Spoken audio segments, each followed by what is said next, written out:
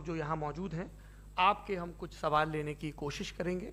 30 minute का वक्त हमने उसके लिए तय कर रखा है। इस तरह से ये 2 घंटे की बहस पूरी होगी।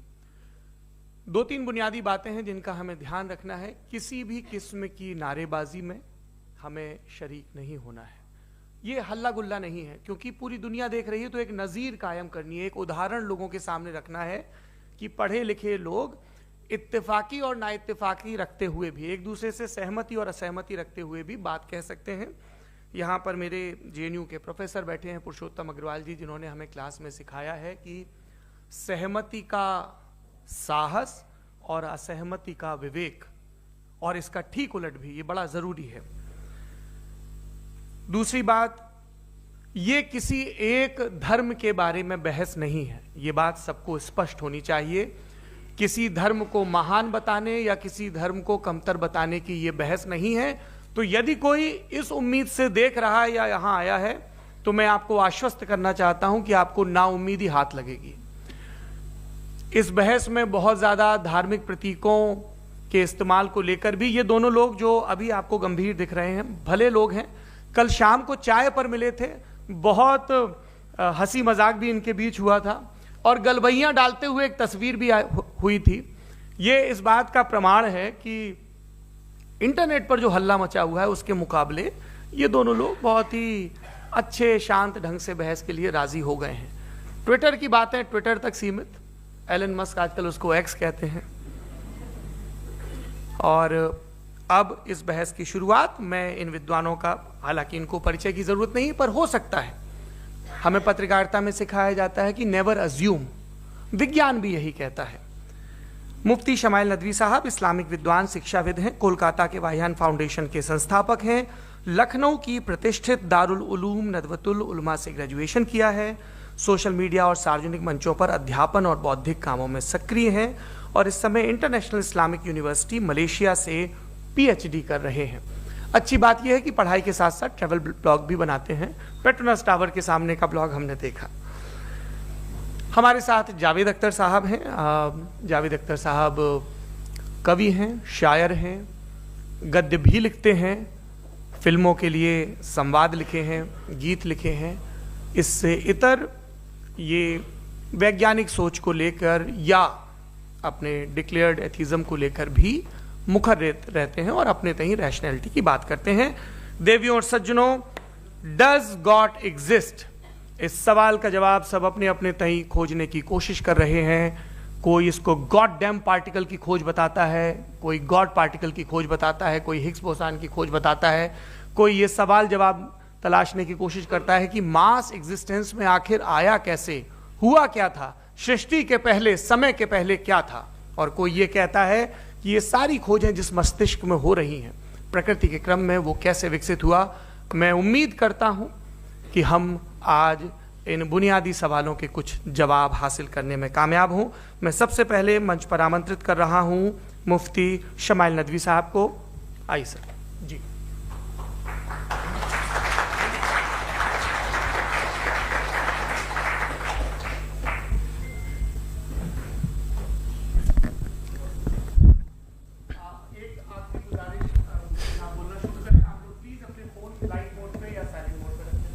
एक बार चेक कर ले, कई बार बेध्यानी हो जाती है।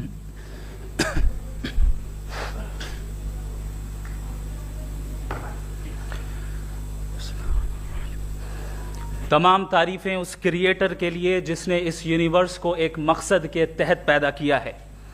रिस्पेक्टेड जनाब जावेद अख्तर साहब, मिस्टर सौरभ द्विवेदी और respected audience, thank you all for being here today. आज की डिबेट में चूंकि हम बात करने वाले हैं डज गॉड एग्जिस्ट के टॉपिक पर, तो ये एक ऐसा टॉपिक है जिसके मुताल्लिक कोई भी डिसीजन लेने के लिए अलग अलग स्टैंडर्ड्स हो सकते हैं।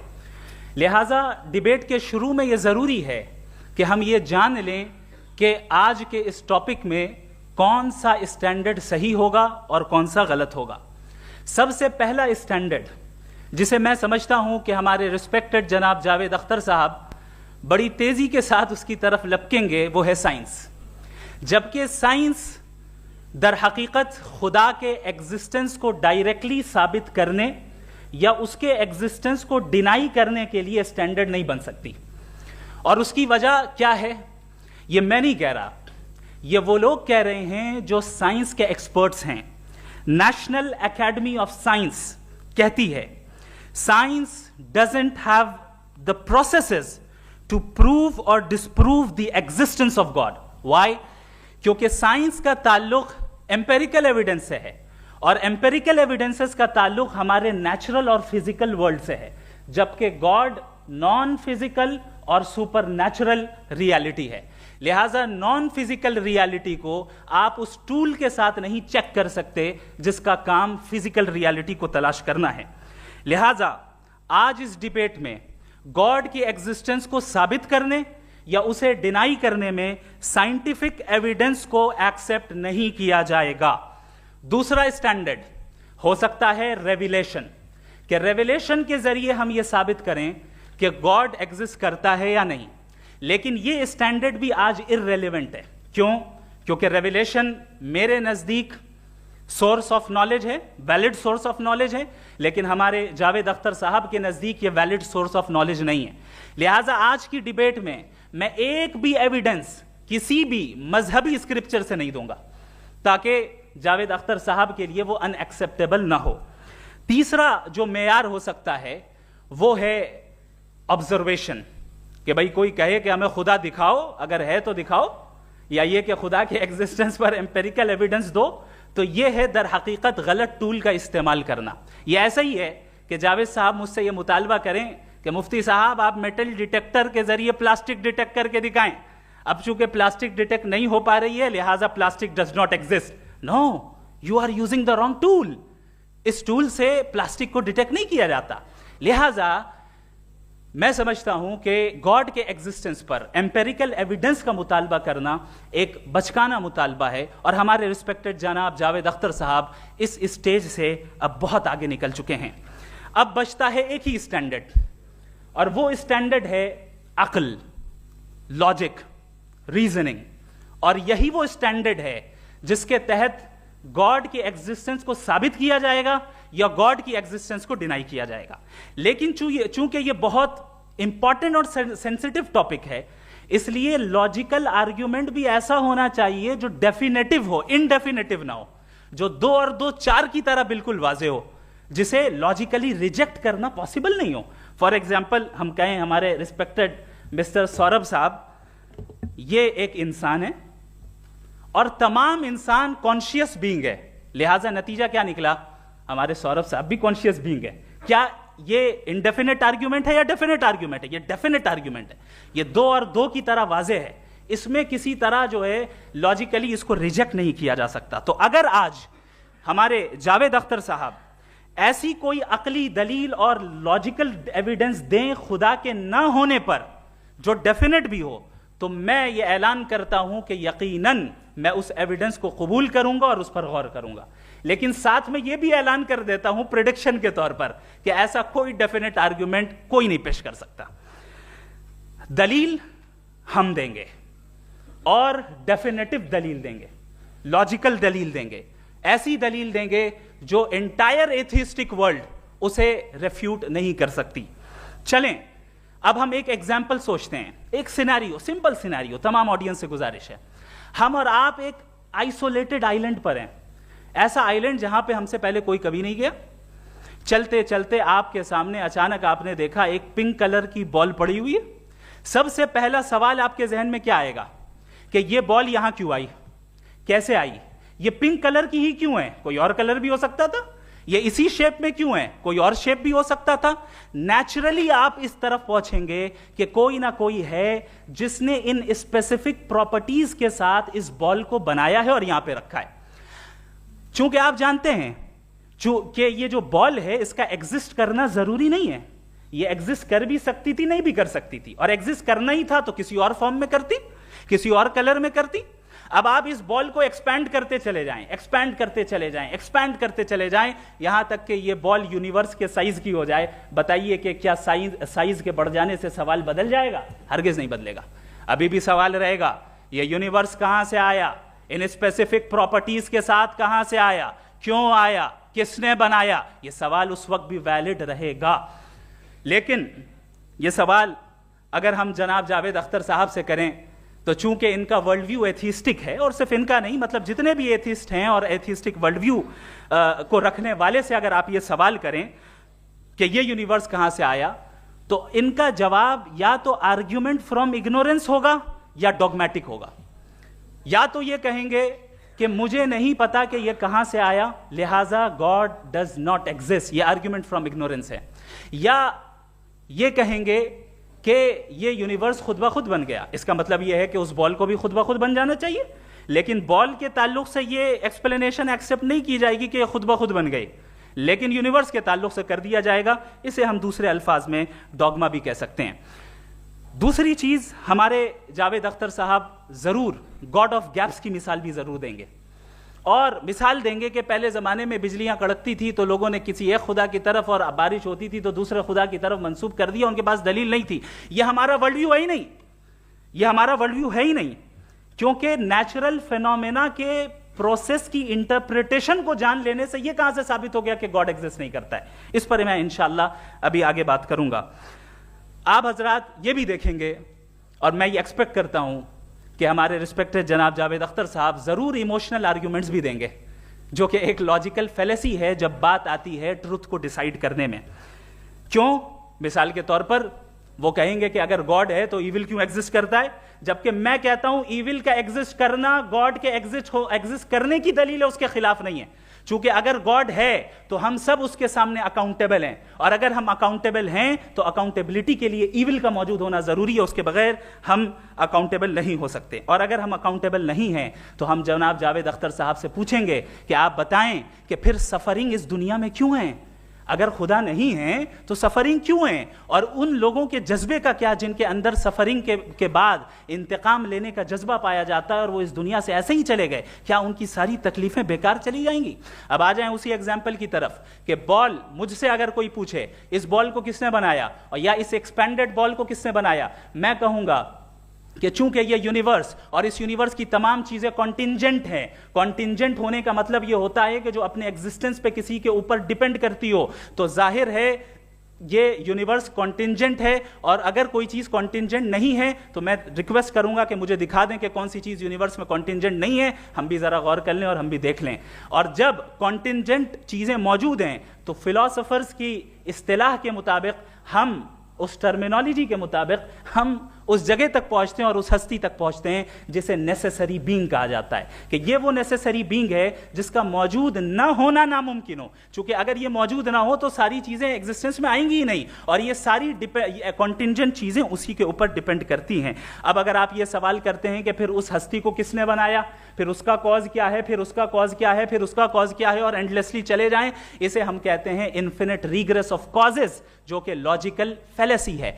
कॉन्सेप्चुअली इन्फिनिटी पॉसिबल है। मिसाल के तौर पे न्यूमेरिकल्स 1 2 3 गिनते चले जाएं, इन्फिनिट नंबर्स हैं। मैं कॉन्सेप्चुअली बात नहीं कर रहा, प्रैक्टिकली रियलिटी में साबित करके दिखाएं कि infinite regress of causes possible हैं या नहीं। अगर पॉसिबल हैं तो हम मान लेंगे, मिसाल दे दें, और पॉसिबल नहीं है तो एक ही ऑप्शन बचता है जिसे हम कहते हैं नेसेसरी बीइंग। ऐसी नेसेसरी बीइंग जो इंडिपेंडेंट है, क्योंकि अगर वो डिपेंडेंट हुई तो वो नेसेसरी नहीं रहेगी। ऐसी इंडिपेंडेंट बीइंग जो इटर्नल है, अगर वो इटर्नल नहीं होगी, उसकी बिगिनिंग होगी तो वो खुद कॉन्टिंजेंट है। ऐसी बीइंग जो पावरफुल है, क्योंकि कॉन्टिंजेंट को एक्चुअलाइज करने के लिए पावर चाहिए। ऐसी बीइंग जो इंटेलिजेंट है और नॉलेजेबल है, क्योंकि ये यूनिवर्स स्पेसिफिक फॉर्म और स्पेसिफिक लॉज ऑफ नेचर के तहत प्रिसाइजली चल रहा है। थैंक यू मुफ्ती साहब। मैं इन दलीलों के बाद जावेद अख्तर साहब से गुजारिश करूंगा, आप बैठ के बोलना चाहेंगे या वहां? जी।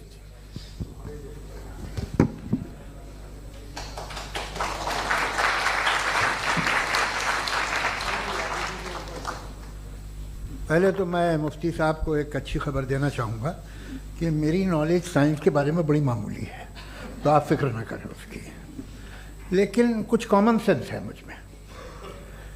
देखिए, ये खुदा का तस्वुर कोई नया तस्वुर नहीं है, ये सदियों से रहा है। ये कुछ रिलीजन 3000 साल पुराने होंगे, 4000 साल पुराने होंगे, लेकिन इंसान कोई 10,000 12,000 साल से एग्जिस्ट करता है होमोसेपियन की शक्ल में, और हमेशा कुछ ना कुछ मज़हब रहे। ये मज़हब जाहिलों के नहीं थे, ये मज़हब एक ऐसी ग्रीक सोसाइटी के थे जहाँ बड़े बड़े फिलोसफर पैदा हुए। ये मज़हब इजिप्शियंस के थे जिन्होंने पिरामिड्स बनाए थे। ये रोमन्स के थे कि जिनका आर्किटेक्चर और सेनेट यानी पहली बुनियाद डेमोक्रेसी की लिमिटेड थी मगर डेमोक्रेसी थी, ये उन लोगों ने किए थे। तो इनका जो जुपिटर था, रा था, ज़्यूस था, उन्हें उस पर इतना ही एतमाद था जितना आज किसी मजहबी आदमी को अपने खुदा पे होगा। क्रिश्चियनिटी आने से पहले यूरोप में एक मज़हब था जर्मेनिक रिलीजन। उसका एक खुदा था, उसकी एक बीवी थी, उसके 2 बेटे थे, एक बेटी थी। फिर जर्मनी में जब यूरोप में क्रिश्चियनिटी आई तो वो खुदा, उसकी बीवी और पूरे ख़ानदान चला गया। तो अगर हम हिस्ट्री देखें तो खुदा जो हैं वो ज़्यादातर फ़नी है, वो हमेशा रहे नहीं। और वो जो लोग इन्हें मानते थे उनको आप कहें वो तो जाहिल थे, उन्हें तो कुछ पता ही नहीं था, ऐसा नहीं है। वो अपने वक्त में बड़े काबिल लोग थे और अपने वक्त में उन्होंने बड़े बड़े काम किए हैं, फिलोसफर्स थे, साइंटिस्ट थे। लेकिन उनका मज़हब कहाँ गया, उनके खुदा कहाँ गए? आज जो खुदा हैं दुनिया में लोग उन्हें मानते हैं। आपको क्या मालूम कि कितने बरसों के बाद क्या होने वाला है? हम यूरोप में देखते हैं तो चर्च खाली हैं। तो वक्त के साथ चीज़ें बदलती हैं। जहाँ तक इसका ताल्लुक़ है मज़हबों का,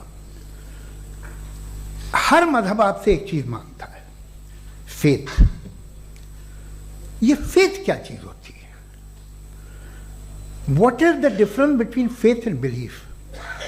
ये तो बहुत ही अहमखाना बात होगी कि कोई आदमी कहे साहब अगर खुदा है तो मुझे दिखाइए। ये तो जाहिलाना बात हुई। मैंने तो नॉर्थ पोल नहीं देखा है मगर मैं मानता हूँ कि नॉर्थ पोल है। मैं क्यों मानता हूँ? इसलिए कि अगर ये दुनिया राउंड है तो उसका कोई टॉप होगा। कुछ लोग हैं जो वहाँ गए भी हैं, कॉमन सेंस कहता है कि ऐसा होगा, सबूत है, गवाह है, रीज़न है। तो ये मेरा फेथ नहीं है। तो फेथ में और बिलीफ में डिफरेंस क्या है? जो मजहब मांगता है आपसे, हर मजहब फेथ मांगता है। फेथ का मतलब ये है कि ना कोई गवाह हो, ना कोई सबूत हो, ना कोई रैशनल हो, ना कोई लॉजिक हो, ना कोई प्रूफ हो, मगर तुम एक बात को मानो। ये है फेथ। वरना बिलीफ होता। अगर इसमें कुछ भी सबूत होते, गवाह होते, तो फिर इसे आप बिलीफ कहते। जैसे मेरा बिलीफ है कि नॉर्थ पोल है, मेरा फेथ थोड़ी है। फेथ इन तमाम शर्तों को रद्द करता है। तो फिर स्टुपिडिटी क्या है? अगर मैं एक बात ऐसी मानूं जिसकी ना कोई लॉजिक है, ना कोई रैशनल है, ना कोई प्रूफ है, ना कोई गवाह है, ना कोई सबूत है, और मैं उसे मानूं, तो ये स्टुपिडिटी हुई। इसे ही भाई कल को मैं यकीन कर लूं कि एलॉन मस्क जो है मेरा भाई है, तो मुझे इंतहाई खुशी होगी, सुकून भी बहुत मिलेगा मुझे। लेकिन और कहे भाई क्यों मानते हो, क्या सबूत है? भाई वो तो अमेरिकन है और तुम तो इंडियन हो, वो तो नस्ल अलग है, तुम्हें कभी मिले भी नहीं। साहब देखिए मेरा फेथ है, इस पर बात न किया।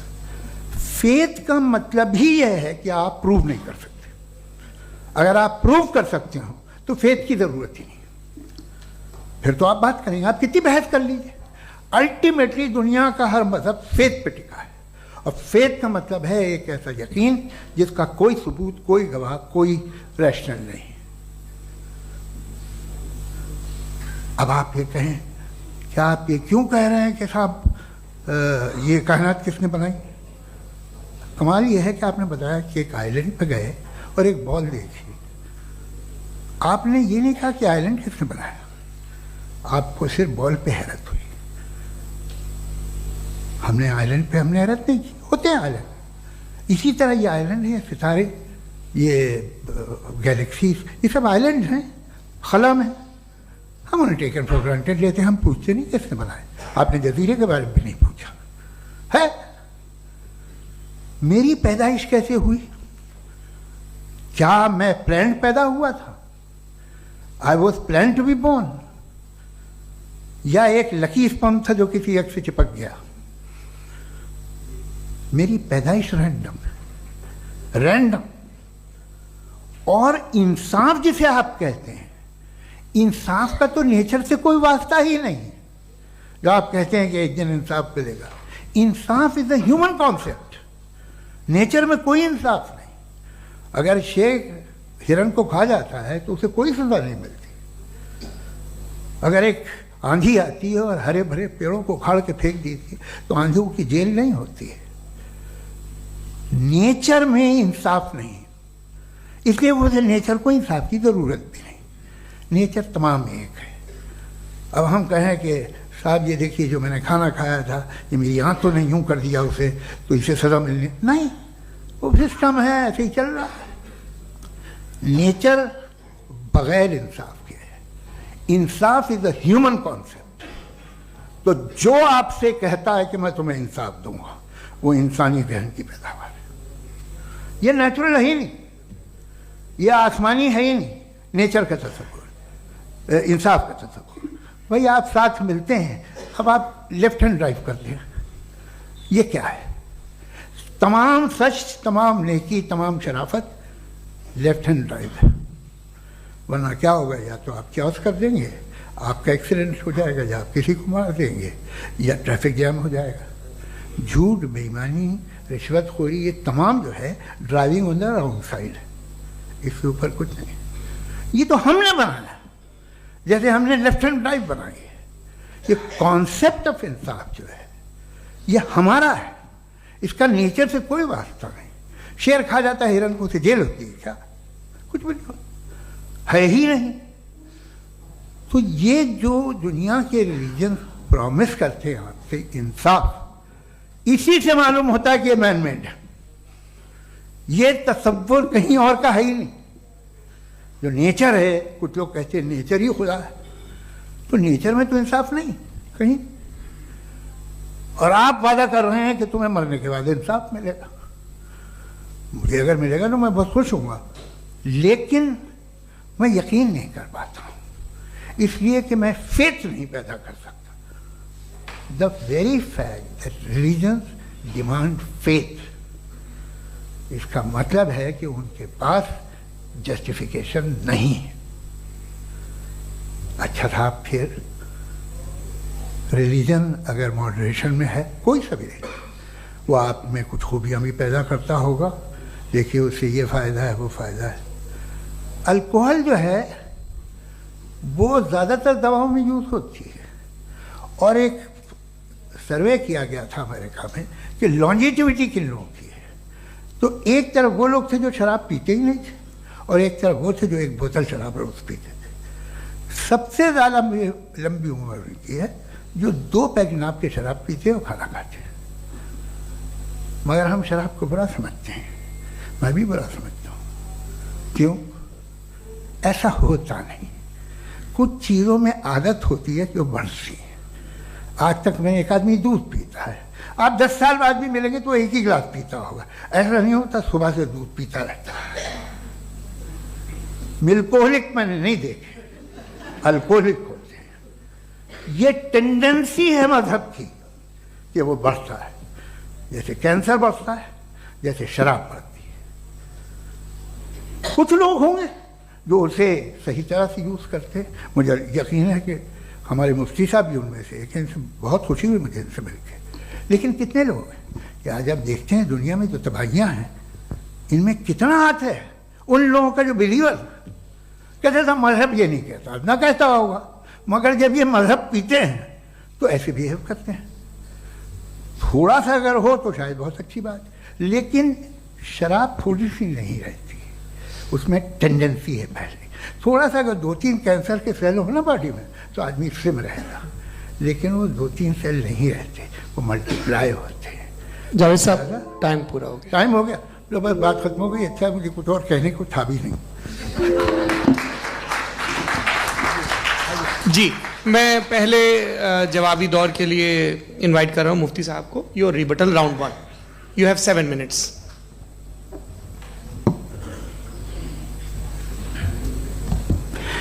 Thank you very much Javed साहब। आपकी बात को सुनकर बड़े महजूज हुए हम लोग। महजूज, do you understand? We enjoyed. Okay, अब थोड़ा सा लॉजिकली उसको हम लोग देखते हैं। दरअसल हम लोगों ने कल गुजारिश की थी मुफ्ती साहब से भी, जावेद साहब से भी, कि हिंदुस्तानी ज़बान आम फहम सबको समझ में आ जाए और जहां कहीं आप मुश्किल शब्द इस्तेमाल करें वहां बताते भी चलें। Thank you. तो सबसे पहले हमारे रिस्पेक्टेड जावेद साहब ने हवाला दिया कि खुदा फानी है, कितने मजहब आगे चले गए, किसी ने जुपिटर को खुदा माना, किसी ने किसी को माना। मैं कहता हूं जिसने कॉन्टिंजेंट चीज को खुदा माना, गलत माना, वो खुदा ही नहीं, वो खुदा ही नहीं है।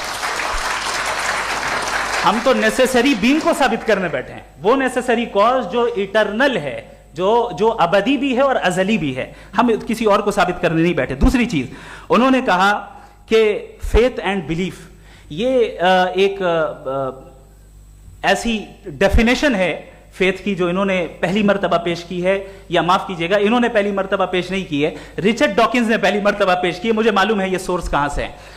एपिस्टेमोलॉजिकली फेथ और बिलीफ का फर्क आप इस तरह नहीं कर सकते सर। फेथ सही भी होता है, गलत भी होता है, बिलीफ सही भी होता है, गलत भी होता है। जो लॉजिक, रीजन और एविडेंस से बैक्ड होगा वो फेथ सही होगा। और आप जिस फेथ की बात कर रहे हैं कि इलॉजिकल है और उसके पीछे नहीं है, तो we are on the same page. हम नहीं मानते उस फेथ को, जो फेथ ऐसा हो जिसके पीछे कोई लॉजिक ना हो, एविडेंस ना हो, हम नहीं मानते। हम तो उस फेथ के कायल हैं जिसके पीछे लॉजिक हो और एविडेंस हो। तो बिलीफ सही भी होता है, गलत भी होता है, फेथ भी सही होता है और गलत भी होता है। तो आज फेथ और बिलीफ के डिफरेंस पे बात नहीं हो रही। आज आप चाहे फेथ एक्सेप्ट कर लें या बिलीफ एक्सेप्ट कर लें, आज ये बात होगी कि ट्रूथ क्या है, चाहे ट्रू बिलीफ सही है या ट्रू फेथ सही है, और फॉल्स फेथ क्या है और फॉल्स बिलीफ क्या है, बात इस पे हो रही। दूसरी चीज इन्होंने पूछा स्टुपिडिटी फिर क्या है। अगर फेथ रिलीजन स्टुपिडिटी नहीं है तो और क्या है? चूंकि फेथ का मुतालबा करते हैं तो स्टुपिडिटी क्या है? मैं कहता हूं स्टुपिडिटी एथिज्म है। उसकी वजह यह है कि आप एक सड़क पे जा रहे हो और आप किसी गार्डन में जाएं और देखें वहां लिखा है फूलों के साथ I love Javed Akhtar, and I really do, I love you sir. So जब आप वहां पर पहुंचे तो वहां पहुंचकर अब ये बताएं, क्या आप ये कहेंगे वाह व्हाट अ नेचुरल सिलेक्शन? ये क्या नेचुरल सिलेक्शन है? नहीं, ये प्रिसाइजली डिजाइंड है, इसके पीछे डिजाइनर है। लिहाजा अगर कोई एक ऐसी कॉमन सेंस की बात को कबूल नहीं कर रहा है कि यूनिवर्स जो इतने प्रिसाइजली काम कर रहा है, हम कह दें कि खुद ब खुद बन गई, मैं समझता हूं इससे बड़ी स्टुपिडिटी और कुछ नहीं है। ये इरैशनल चीज है। फिर हमारे सर ने कहा कि आपने बॉल पे फोकस किया, आइलैंड पे फोकस नहीं किया। अरे आइलैंड को किसने बनाया यही समझाने के लिए तो बॉल की मिसाल दे रहा हूं। और बॉल भी कॉन्टिंजेंट है, आइलैंड भी कॉन्टिंजेंट है, दोनों नेसेसरी बीइंग का मुतालबा करते हैं। आगे इन्होंने कहा कि नेचर में कोई इंसाफ नहीं है। हम डिसाइड करते हैं कि मोरालिटी क्या होती है, इंसाफ क्या होता है। हम डिसाइड करते हैं, जैसे ड्राइविंग सीट में ट्रैफिक वाला, ये तो किसी खुदा ने नहीं कहा, ये है, इसे कहते हैं फॉल्स इक्विवेलेंस। ये एक लॉजिकल फेलेसी है। आपने जो है मिसाल दी ड्राइविंग की और ट्रैफिक की, ये सब्जेक्टिव मोरालिटी है। आप सब्जेक्टिव मोरालिटी को मिसाल बनाकर ऑब्जेक्टिव मोरालिटी के ऊपर नहीं थोप सकते। इंसाफ की ऑब्जेक्टिव मोरालिटी। अगर आप ये कहते हैं कि नेचर में इंसाफ नहीं है, तो इंसाफ का न होना ये नेचुरल हुआ, तो फिर नेचर को नेचर रहने दे। क्यों हम इतना स्ट्राइव कर रहे हैं दुनिया में इंसाफ लाने के लिए? ये तो इलॉजिकल बात है, इरैशनल बात है। इसलिए बहुत सी चीजें ऐसी हैं जो ऑब्जेक्टिवली जो है इविल या गुड हैं, और बहुत सी चीजें ऐसी हैं जो सब्जेक्टिवली हैं। सब्जेक्टिवली जो मोरल होता है या इमोरल होता है, उसको हम सोशल कंसेंसस से या पर्सनल प्रेफरेंस से डिसाइड करते हैं। लेकिन जो ऑब्जेक्टिव मोरालिटी है, जिसमें इंसाफ आया, जो इन्होंने बार बार रिपीट किया, ये ऑब्जेक्टिव है, सब्जेक्टिव नहीं है। अगर आप कहते हैं ये सब्जेक्टिव है, तो मेरा सवाल आपसे ये है, क्या सोशल कंसेंसस के जरिए अगर जुल्म को सही करार दे दिया जाएगा तो आप जुल्म को जस्टिफाई करेंगे? दूसरी चीज इन्होंने यह कहा कि 2 पैक शराब पी लें तो वो उतने पे नहीं रहता, बढ़ जाता है। यही मामला मजहब के साथ है। 2 पैक आप पी लें, बढ़ेगा। तो ये एक ऐसी मिसाल है, इसको कहीं भी फिट कर लें कि आप एथिज्म पे जब फिट करें, जब आप 2 पैक एथिज्म का लेंगे ना, तो वो बढ़ बढ़ के नॉर्थ कोरिया बनेगा। Thank you.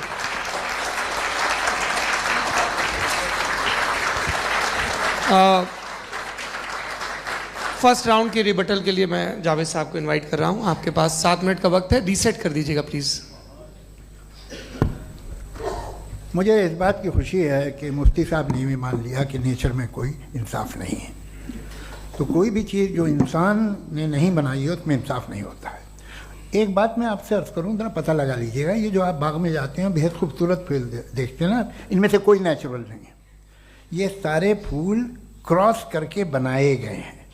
जो जंगल में फूल होते हैं नहायत मामूली होते हैं, ये फूल इंसानों ने बनाए हैं।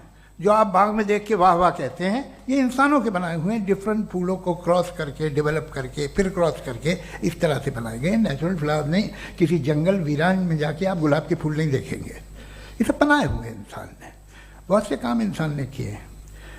बाकी है कि आपने मेरी एक बात का जवाब नहीं दिया, जिससे मुझे शिकायत है कि फेथ क्या है और आप फेथ मांगते क्यों हैं मुझसे।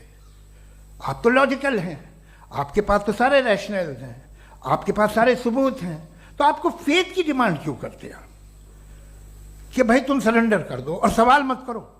कोई मजहब सारे सवाल करने की इजाजत नहीं देता है और मना करता है कि दादा सवाल ना करो, बह जाओगे तुम।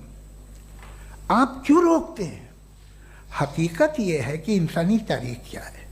इंसानी तारीख ये है कि दुनिया में दो तरह के लोग हुए हैं। एक वो जिन्होंने अपनी लाइल्मी की परस्तिश की है, दूसरे वो जिन्होंने अपनी इग्नोरेंस या लाइल्मी से झगड़ा किया है और मालूम किया है कि क्या है। ये जो आप कह रहे हैं, आज आप हैरान हैं कि भाई ये यूनिवर्स कैसे बनी। लोग हैरान थे कि सूरज डूबता है तो इधर से कैसे निकलता है।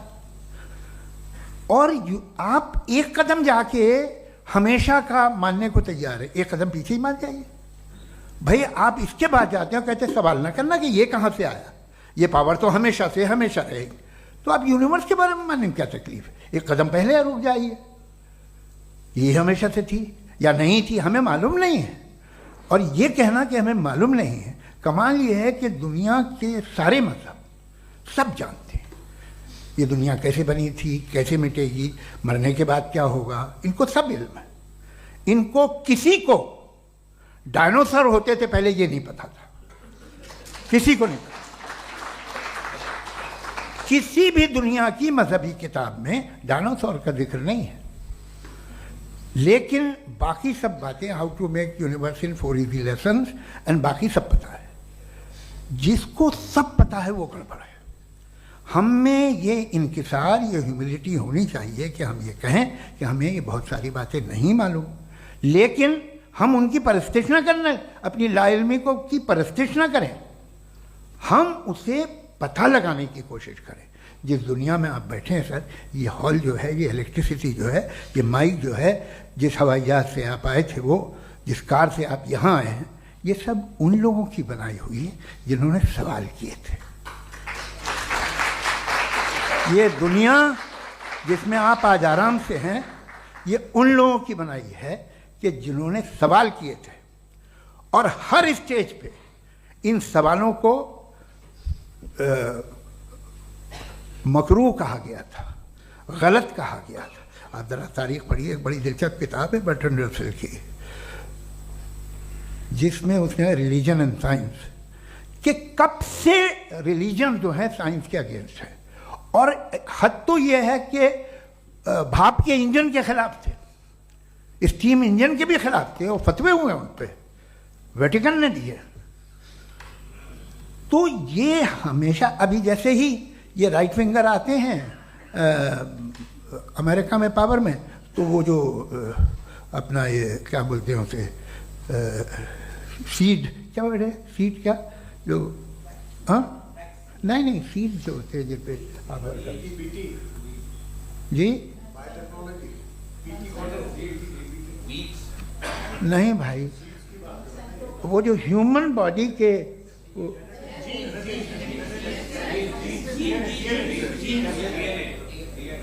उस पर रिसर्च बंद हो जाती है, रिपब्लिकन नहीं करने देते। अरे भाई इतना डर क्या है तुम्हें? एक ज़माने में बहुत नाराज थे ये सारे मजहबी लोग कि ये इंसान तो इंसान बनाने की कोशिश कर रहा है। आपको क्या तकलीफ भाई, बना ले तो बना लेने दो, ये खौफ क्या है? और ये सब आज जो आप कह रहे हैं नामुमकिन है, ये कैसे हुआ? मुझे एक किस्सा याद आता है। जब मैं 6ठी क्लास में था तो मैं मैथमेटिक्स में बहुत वीक था, तो एक टीचर रख दिया गया, उसने 1 2 3 4 5 6 7 को सिखा दिया मुझे। वो दिन मैं भूल नहीं सकता हूँ मुफ्ती साहब, जिस दिन उसने ये बताया कि 1/2 क्या होता है और 3/4 क्या होता है। मुझे ऐसा लगा कि मेरा सर बीच से फट जाएगा। ये आदमी कह रहा है कि जो दीवार के अंदर जाओ वॉक करते हुए। आज हंसता हूं मैं इस बात पे। तो आज जो बातें आपके जहन से बिल्कुल परे हैं और आप हैरान होते हो उन्हें देख के, एक वक्त आएगा कि मामूली लगेंगे। और हुआ है, आपकी इंसानी तारीख ही है। इतनी जल्दी सारे फैसले आप मत कर लीजिए, थोड़ा ये ह्यूमिलिटी रखिए कि भाई ये हमें नहीं मालूम। ये कहने में क्या है, ये यूनिवर्स कहाँ तक फैली, ये कब से है और कब तक रहेगी, हमें नहीं मालूम। आपने फैसला कर लिया कब बनी। ये आपके हिसाब से कोई 14 बिलियन ईयर बनी जो समझा जाता है। उससे पहले हजारों करोड़ों अरबों साल तक खुदा बैठा क्या कर रहा था? खामोश बैठा था, ऐसी जमाइयाँ ले रहा था। फिर उसे आइडिया आया, यार एक काम करते, वक्त अच्छा गुजर जाएगा, यूनिवर्स पर आपसे सोचिए। वो तो हमेशा से है ना, मगर यूनिवर्स हमेशा से नहीं है, ये तो बनाई गई है। और उससे पहले क्या था, इनका क्या काम था?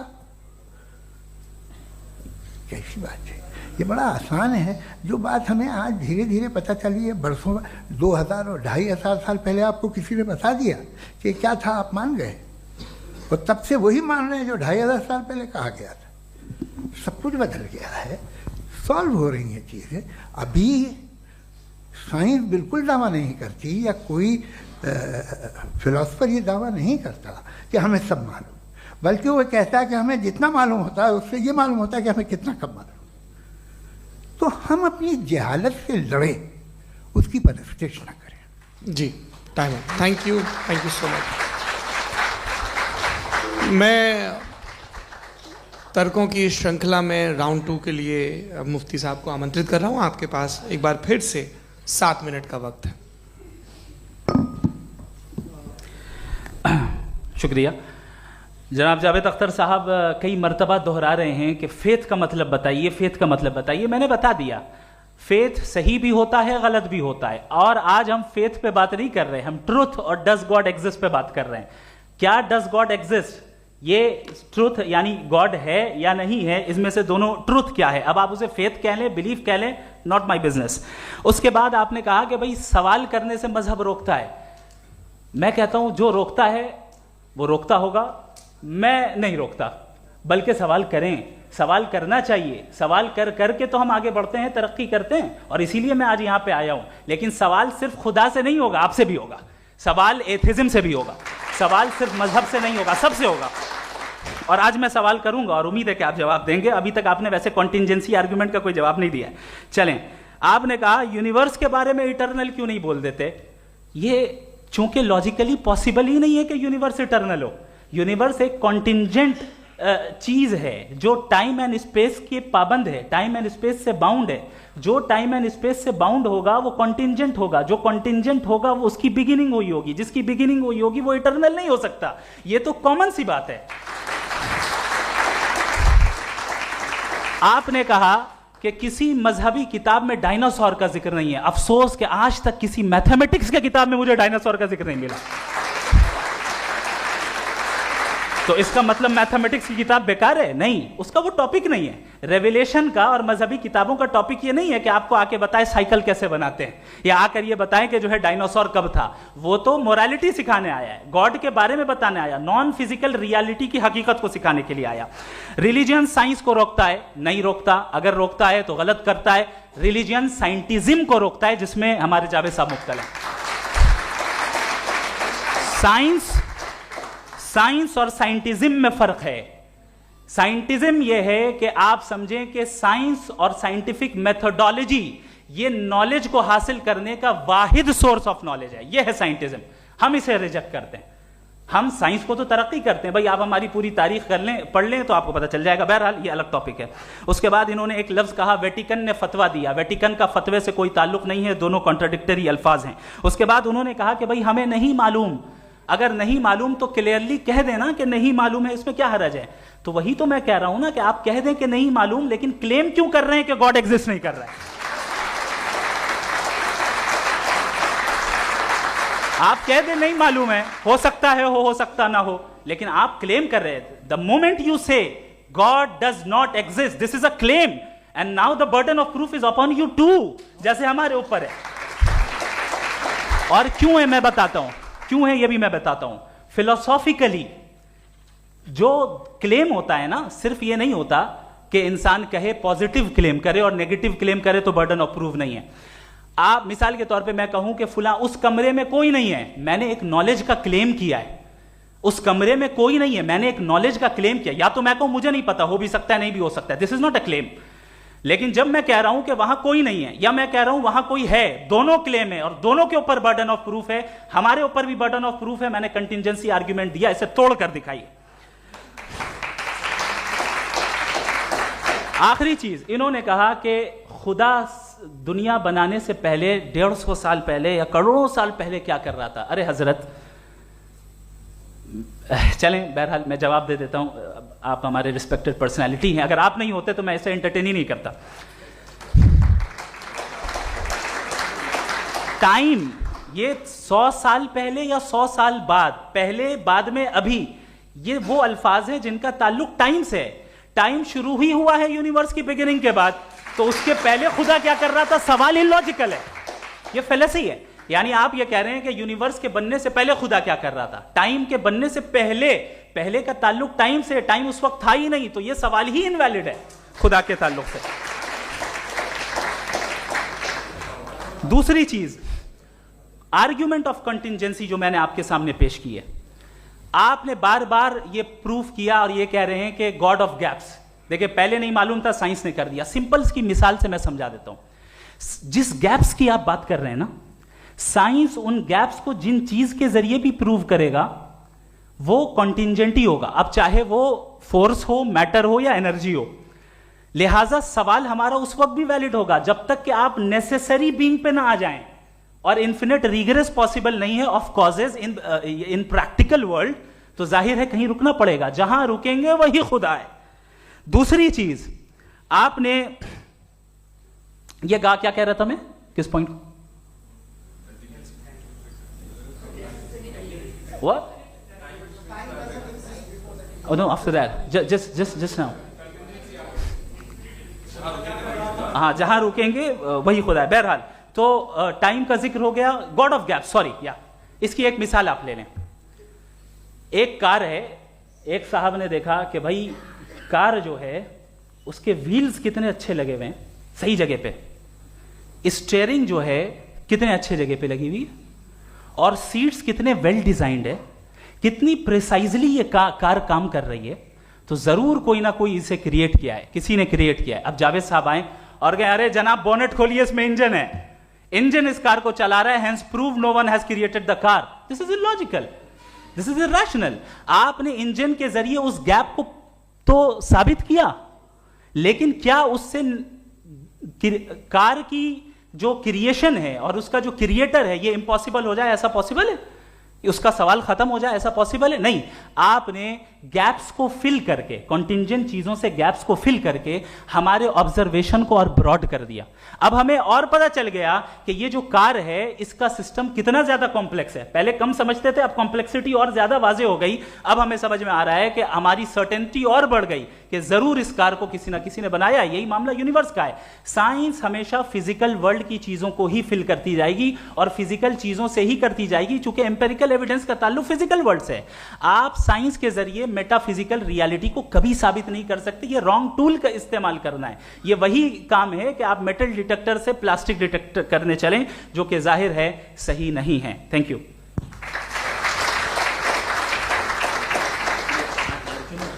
जी, ये आर्ग्यूमेंट का राउंड 2 है। हाँ। 7 मिनट है। पहले तो मैं आपसे अर्ज करूं कि आपने कहा कि जब कायनात ही नहीं थी तो वक्त भी नहीं था, कुछ भी नहीं था। कैसे नहीं था? खुदा था, एक एग्जिस्टेंस तो था ना खुदा का। तो जब खुदा था तो वक्त भी होगा। ऐसा नहीं है कि कुछ भी नहीं था, खुदा था।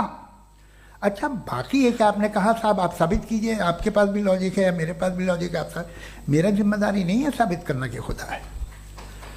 बर्टन रसल ने बड़ी अच्छी बात कही।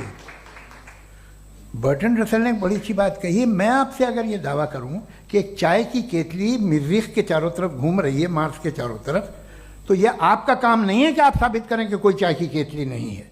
ये मेरा काम है, मैंने दावा किया है। ये दावा तो मजहबी लोग करते हैं कि खुदा है, मैं क्यों साबित करूं कि नहीं है? जब तक आप मुझे कन्विंस नहीं कर देंगे मैं नहीं मानूंगा। आपकी जिम्मेदारी है, मेरी जिम्मेदारी नहीं है।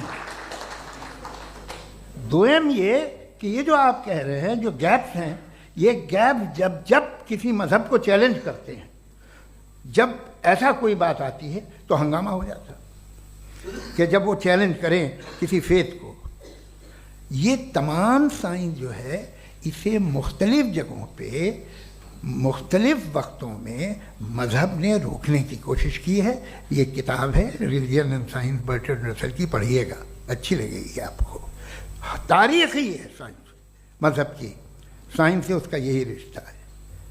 अच्छा, अब ये हम सोचें कि बहरहाल ये वजूद जो है मजहब और ये बिलीव इन गॉड इंसान को बेहतर बना देता है, तो एक काम कीजिए, हिंदुस्तान वर्ल्ड का नक्शा लीजिए और मार्क कीजिए कि रिलीजन कहाँ कहाँ ज़्यादा है, कहाँ कहाँ, चाहे वो लैटिन अमेरिका हो या मिडल ईस्ट हो या फार ईस्ट हो या हिंदुस्तान के वो इलाके जहाँ मजहबियत ज़्यादा है। रख दीजिए नक्शा अलग। अब दूसरा नक्शा कि कहाँ कहाँ नाइंसाफ़ी, रिप्रेशन, औरतों के हुकूक की पामाली, जुल्म, डिक्टेटरशिप कहाँ है, नक्शा एक ही होगा। तो आप मुझे बताएं कि जो इसका तरकीब इस्तेमाल क्या है, खुदा का तरकीब इस्तेमाल तो बताइए। आप छोटी सी दवा सड़क पे बेचते हैं, उसकी भी तरकीब इस्तेमाल बताते हैं। इसके इस्तेमाल से तो फायदे नहीं हुआ किसी को। जो सारे के सारे खराब मुल्क हैं, खराब समाज है, वो सारे जुल्म खुदा के नाम पे करते हैं। वो गलत करते हैं, सही करते हैं, मुझे क्या लेना देना उससे। इस्तेमाल से मालूम होता ना।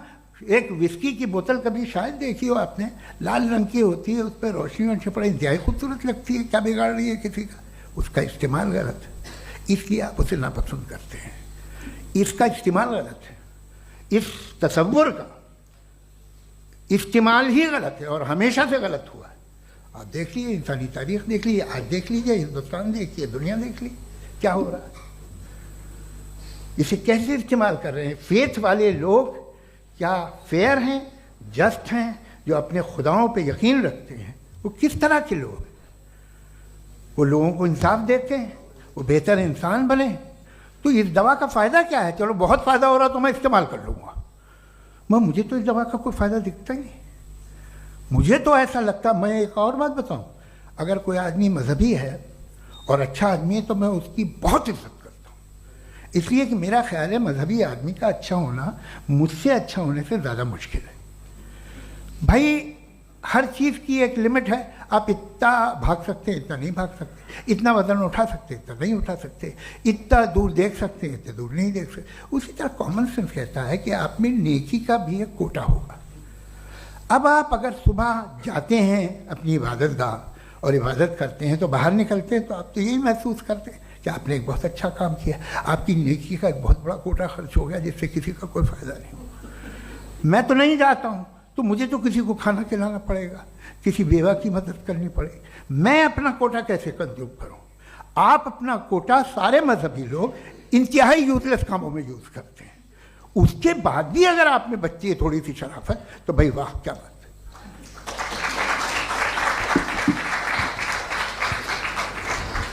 एक तो मुझे ये बात बहुत अच्छी लग रही है कि दोनों ही विद्वान समय को मानते हैं और बहुत समय से अपनी दलीलें और बाज़ दफ़ा समय से पहले अपनी तकरीरें पूरी करके अपनी अपनी कुर्सी पर बैठ रहे हैं। ये इस आर्ग्यूमेंट का राउंड 2 पूरा हुआ। अब रिबटल का राउंड 2 है और उसके बाद क्रॉस एग्जामिनेशन होगा। नहीं, आपका आर्ग्यूमेंट हो गया सर। हमारे यहाँ स्कूल के सिलेबस में पंच परमेश्वर कहानी पढ़ाई जाती है, प्रेमचंद जी की लिखी हुई। आप निश्चिंत रहिए, आपके कोई राउंड में मिस नहीं होने दूंगा। रिबटल का राउंड 2, मुफ्ती शमाइल नदवी साहब।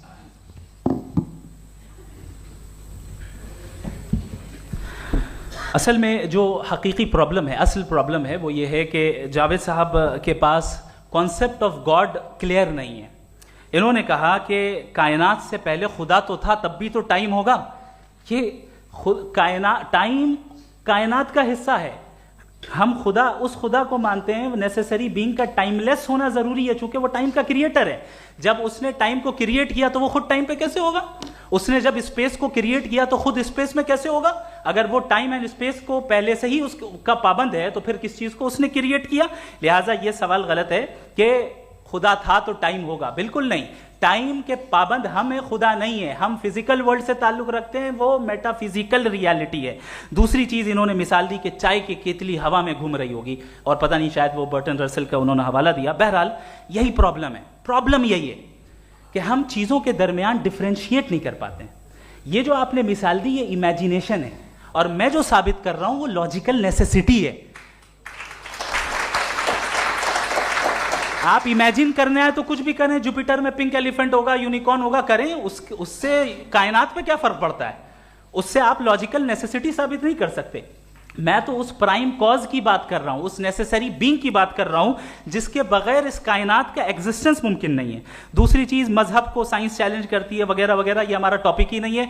मैं इस पर बात करूंगा तो फिर मेरा वक्त चला जाएगा। मजहब के ऊपर चूंकि हमारी डिस्कशन नहीं है, साइंस को मजहब और बिलखुसूस मैं और हमारा वर्ल्ड व्यू कम अज कम साइंस को पीछे नहीं करता है, साइंटिज्म की मजम्मत करता है। इसकी वजाहत मैंने पहले कर दी।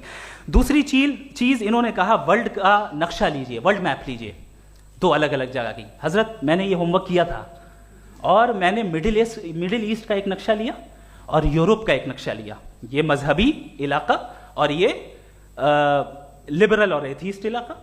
मुझे पता चला कि सबसे ज्यादा रेप केसेस जो हैं वहां पर है।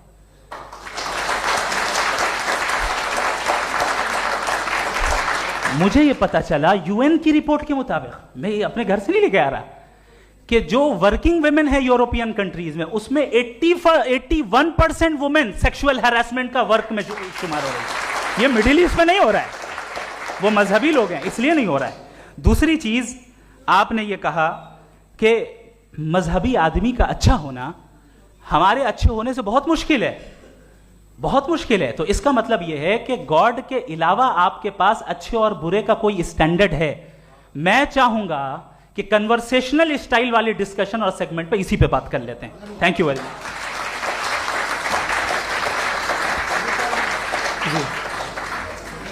ये रिबटल का राउंड 2 है। आपके पास 5 मिनट का वक्त है, और इसके बाद क्रॉस एग्जामिनेशन शुरू करेंगे। आप चाहें तो जो इन्होंने सवाल पूछे उनके जवाब आप रिबटल में भी दे सकते हैं। जी जी, देखिए, पहले तो ये बात कि ये मिसाल गलत है।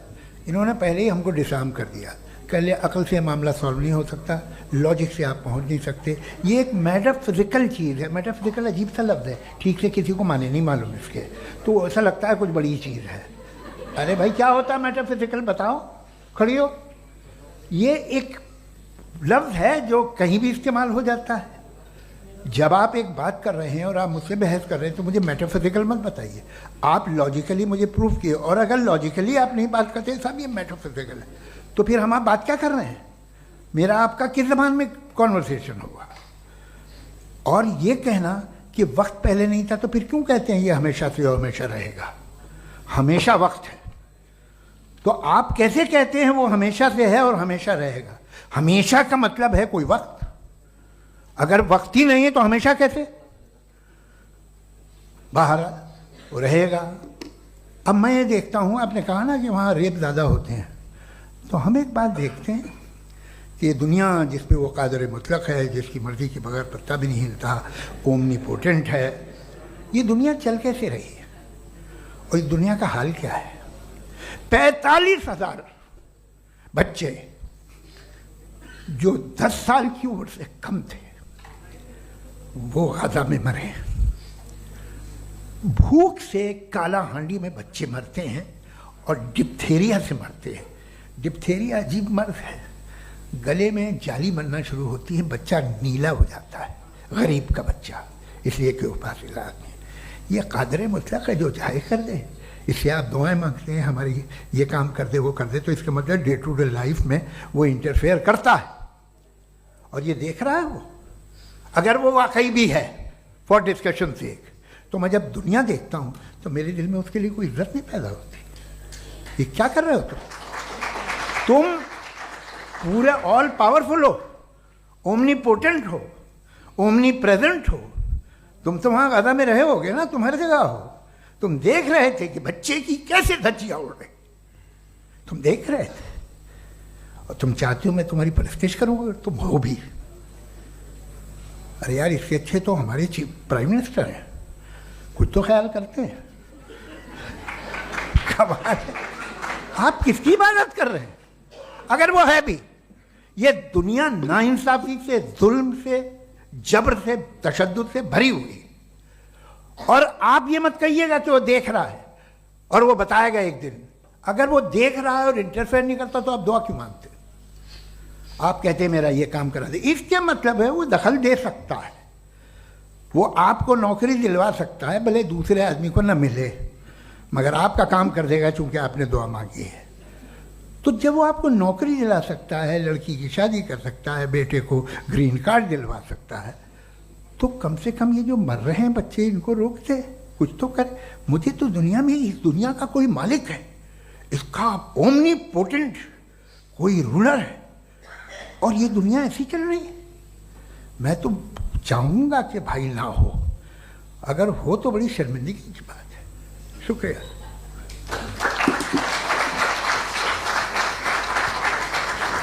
देवियों और सज्जनों, इस बहस के 2 राउंड और 2 रिबटल पूरे हो चुके हैं।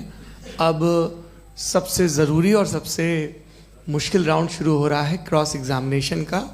अब इन विद्वानों की सज्जनता की एक परख भी होगी, और वक्त हमने 16 मिनट का तय किया है। पहला सवाल आप पूछना चाहेंगे? जी बिल्कुल। पहले बोले भी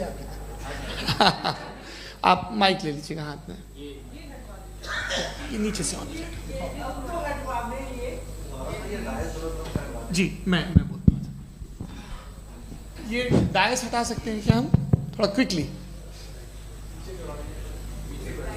डायस पीछे कर दीजिए बस थोड़ा सा, है, ताकि ये जो दाएं बाएं लोग बैठे हैं, इसे हटा ही दीजिए। अब हम वहाँ तो जाने वाले नहीं। आराम से आराम से दोनों तरफ से हटा दीजिए।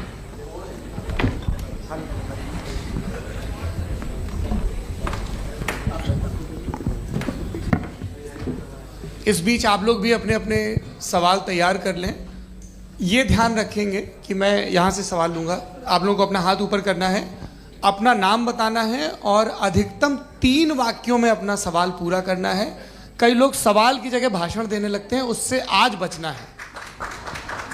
जी मुफ्ती साहब, पहला सवाल आपका, 16 मिनट हैं, हम दोनों लोगों के सवाल लेंगे। जी जी बहुत शुक्रिया। आपकी जो अभी बात हुई बहुत अहम थी, मैं इसको चाहूँगा कि आगे डिस्कस करूँ, लेकिन चूँकि अभी ये वो सेगमेंट है क्रॉस एग्जामिनेशन, तो सबसे पहला सवाल आपसे ये है कि जो मैं इतनी देर से कॉन्टिंजेंसी आर्ग्यूमेंट आपको बता रहा था, ये अकल से ही बता रहा था हजरत, आप ये बताएं कि आप इन्फिनिट रिग्रेस ऑफ कॉजेस को पॉसिबल मानते हैं या नेसेसरी बीइंग के एग्जिस्टेंस को सही समझते हैं? चूंकि 2 ही ऑप्शन हो सकता है, आप ये बताएं।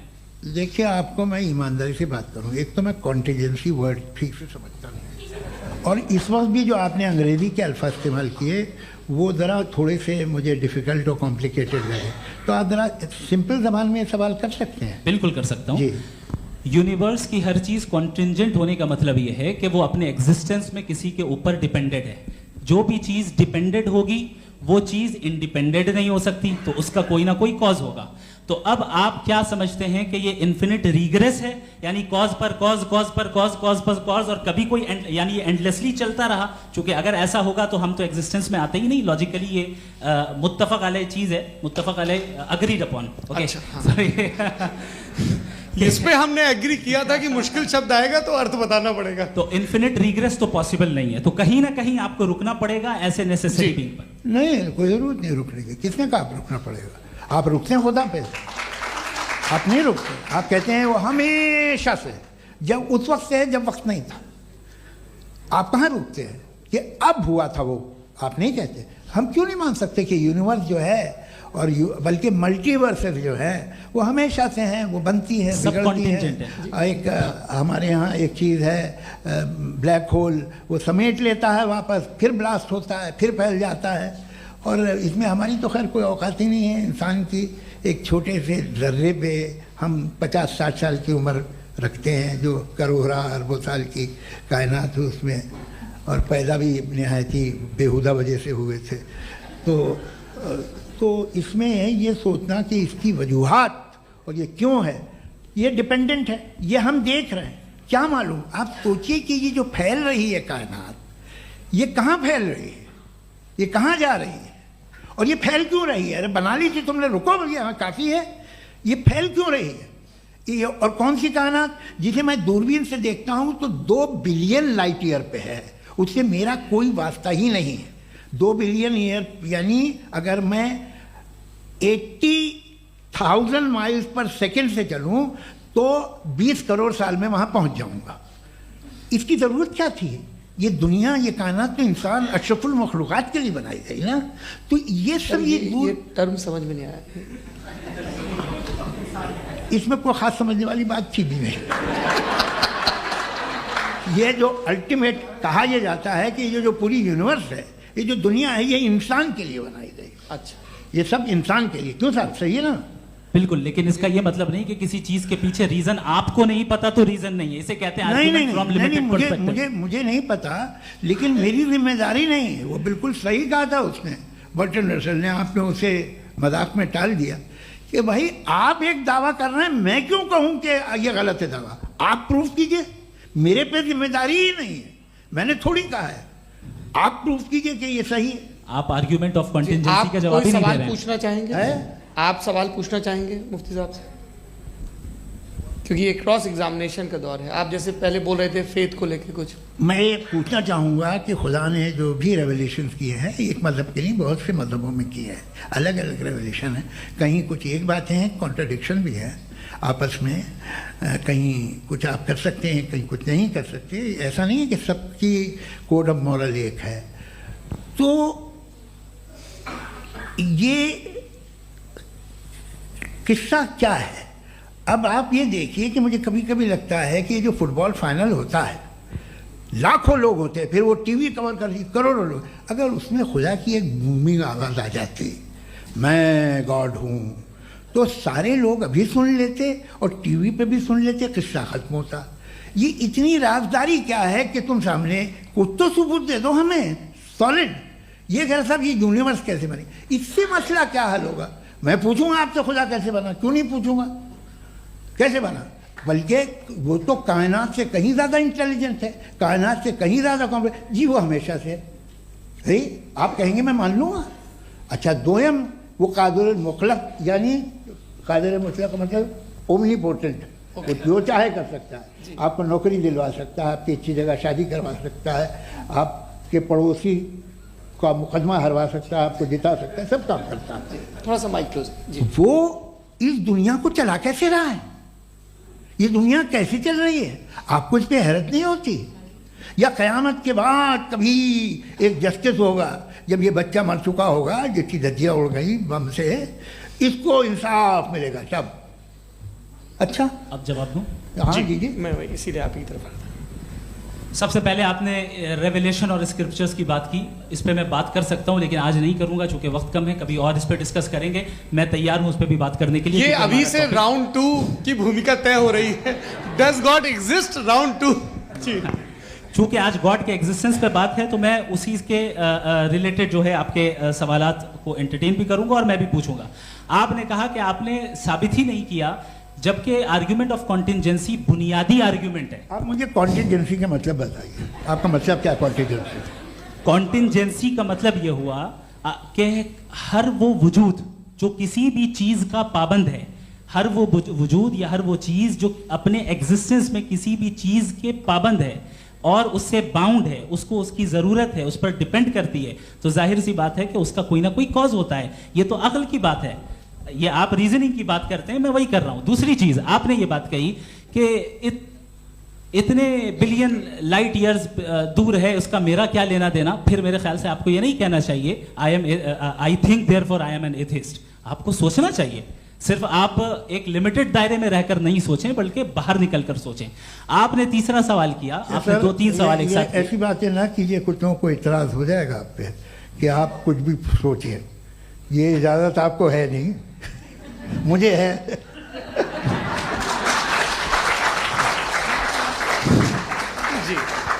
आपने प्रॉब्लम ऑफ इविल के ताल्लुक से सवाल किया और बार बार आप एक लफ्ज रिपीट कर रहे हैं कि ओमनीपोटेंट गॉड है, ऑल पावरफुल गॉड है। यही तो दरअसल समझना है कि गॉड का कॉन्सेप्ट क्या है। प्रॉब्लम ऑफ इविल जो है, प्रॉब्लम ऑफ इविल दर हकीकत दो असम्पशंस पर कायम है। अगर आप इन दो असम्पशंस को समझ जाएं तो ये प्रॉब्लम नहीं रहेगी, आर्ग्यूमेंट आपको समझ में आ जाएगी कि ये कोलैप्स कर जाता है। पॉइंट नंबर 1, यानी जो आपका सबसे पहला फॉल्स असम्पशन है कि गॉड मर्सीफुल है, ओमनीपोटेंट है, दुनिया में जुल्म हो रहा है। लेकिन आपको यह समझना चाहिए कि हमारे वर्ल्ड व्यू के मुताबिक गॉड सिर्फ ओमनीपोटेंट और सिर्फ मर्सीफुल नहीं है, बल्कि वो ऑल वाइज भी है और वो ऑल नोइंग भी है। उसके हर काम के पीछे हिकमत और विजडम है। ये कोई जरूरी नहीं है कि वो हिकमत और विजडम आपको समझ में आए या मुझे समझ में आए। अगर आप जो समझ रहे हैं उसके मुताबिक आप फैसला कर रहे हैं, ये लिमिटेड पर्सपेक्टिव से आर्गुमेंट है। और इस चीज को हम अपनी दुनिया में, अपने लाइफ में, डेली लाइफ में इस प्रिंसिपल को एक्सेप्ट करते हैं। हम जब किसी डॉक्टर के पास जाते हैं, डॉक्टर के पास जाकर वो अगर उसने हमें कोई दवाई दी है तो हम ये तो नहीं कहते कि जब तक आपके पास जितना नॉलेज और जितना विजडम नहीं है, आपने क्यों ये दवाई दी है, तब तक हम इस चीज को एक्सेप्ट नहीं करेंगे। नहीं कहते, हम उसकी अथॉरिटी को तस्लीम करते हैं। क्यों? क्योंकि उसकी हम जानते हैं कि वो नॉलेजेबल है, वो विजडम वाला है, हमसे ज्यादा नॉलेज और हमसे ज्यादा विजडम है। बताएं सर। नहीं, डॉक्टर में और खुदा में बड़ा डिफरेंस है। डॉक्टर पढ़ा लिखा होता है, एक तो मैं उसकी बात सुनूंगा। दोयम ये नहीं, कुछ जवाब तो ये भी नहीं है सर। प्लीज आप अगर सब ऑडियंस से बोलने लगेंगे तो फिर मतलब नहीं सिविलाइज्ड बहस का। मतलब आप ये कहें कि चूंकि आप डॉक्टर पे बिलीव करते हैं इसलिए खुदा पे बिलीव किए, क्या ये मिसाल आपको समझाने के लिए आर्गुमेंट है, इस पे आपको एतराज नहीं है। तो सिंपल बात ये है कि मैं अगर ये यकीन कर लूँ कि एक ओमनीपोटेंट, उसकी मसलहत है, ये जो बच्चे मर रहे हैं ये मसलहत है उसकी, मुझे नहीं चाहिए थी मसलहत। उसकी मसलहत नहीं, यही तो समझना है, मतलब एक्सपीरियंस। अच्छा, इस आपने अभी मेरी बात पूरी सुनी नहीं। मैंने कहा आपका पूरा आर्ग्यूमेंट दो फॉल्स असम्पशंस पर है। एक फॉल्स असम्पशन मैंने बता दिया, दूसरा फॉल्स असम्पशन ये है कि इस दुनिया में इविल के होने का कोई गुड रीजन नहीं है, जबकि हमारे पास बाज रीजंस मौजूद हैं, हमारे पास बाज वजूहात मौजूद हैं। अगर इस दुनिया में इविल ना हो तो आप गुड को डिफाइन कैसे करेंगे? अगर जुल्म ना हो आप इंसाफ को समझेंगे कैसे? अगर तारीकी ना हो तो आप लाइट को समझेंगे कैसे? बहुत अच्छे। अभी और सुन लें, अभी और बाकी है। ये तो बात बहुत पसंद आई साहब मुझे कि जब तक रेप ना हो तब तक औरतों की इज्जत का ख्याल आपने मेरा जवाब पूरा सुना ही नहीं। जब तक के बच्चों का कत्ल ना किया जाए तब तक आपको बच्चों की मासूमियत की इज्जत। आपने पूरा जवाब सुना ही नहीं। क्या बात है, क्या आपने नुक्ता निकाला? आपने पूरा जवाब सुना ही नहीं। आप सुन लें, मेरी बात सुन लें। ये मैंने आपको एक चीज बताई। दूसरी चीज, इस दुनिया में हम आए हैं टेस्ट के लिए, हमारा टेस्ट हो रहा है और हर इंसान का अलग अलग अंदाज में टेस्ट होता है। और इस दुनिया में अगर इविल मौजूद है तो वो इविल जरिया है हमारे अंदर ह्यूमन नोबल क्वालिटीज को डेवलप करने का और अलग अलग फील्ड में प्रोग्रेस करने का। और अगर हमारे अंदर और इस दुनिया में इविल नहीं होता तो बताइए टेस्ट का मतलब क्या होता? अगर मैं अपने स्टूडेंट को एमसीक्यूज दूं और उसमें सिर्फ राइट आंसर लिख कर दे दूं और कहूं तुम्हारा टेस्ट हो गया, ये मीनिंगलेस है। इस दुनिया में अगर हम टेस्ट के लिए आए हैं तो जाहिर है गुड एंड इविल दोनों मौजूद है। तो अगर गुड एंड इविल दोनों मौजूद है तो ये इविल भी खुदा का बनाया हुआ है? जी हाँ, खुदा का बनाया हुआ है। लेकिन अच्छा, चलो अच्छी बात। जी बिल्कुल, तो बिल्कुल खुदा ने बनाया। अभी तो ये है कि जो मेजॉरिटी है दुनिया में वो इविल है, तो ये खुदा एक्चुअली इविल के साइड पे लग रहा है मुझे। बिल्कुल भी नहीं, मैं बताता हूं। मेजॉरिटी में तो वो है। क्या बात कर रहे हैं भाई आप? कोई भी जो मुंसिफ होगा, चाहे आपका अपना घर हो जिसके आप सबसे बड़े हैं, चाहे आपकी ऑर्गेनाइजेशन हो जो आप चलाते हैं, वहां पर आप इविल रखेंगे साबित करने को कि बाकी लोग शरीफ हैं? मेरी बात सुनिए। क्या ये आर्ग्यूमेंट ही गलत है? अगर कि जब तक के कोई इविल नहीं होगा तब तक के शरीफ आदमी शरीफ नहीं लगेगा। अगर एग्जामिनर गलत ऑप्शन दे रहा है तो एग्जामिनर इविल नहीं हो गया। जो गलत ऑप्शन को सेलेक्ट कर रहा है वो फेल होगा। क्रिएटर ने इविल को बनाया है लेकिन वो इविल नहीं है। अच्छा सुनिए मेरी बात, लेट मी कंप्लीट सर। जी जी। क्रिएटर ने इविल को बनाया है टेस्ट के लिए, वो इविल नहीं है। इविल वो होगा जो उसे इख्तियार करेगा।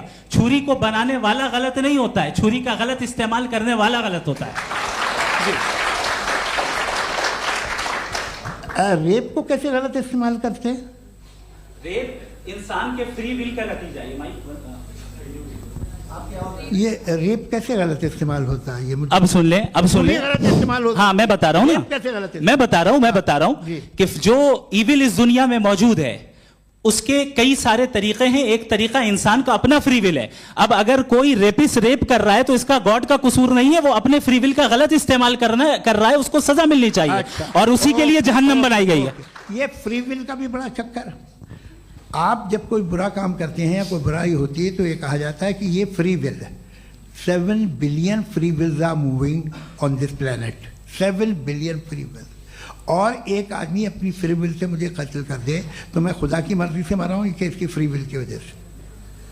मेरी मौत खुदा के हाथ है या ये फ्री विल वाले के हाथ है?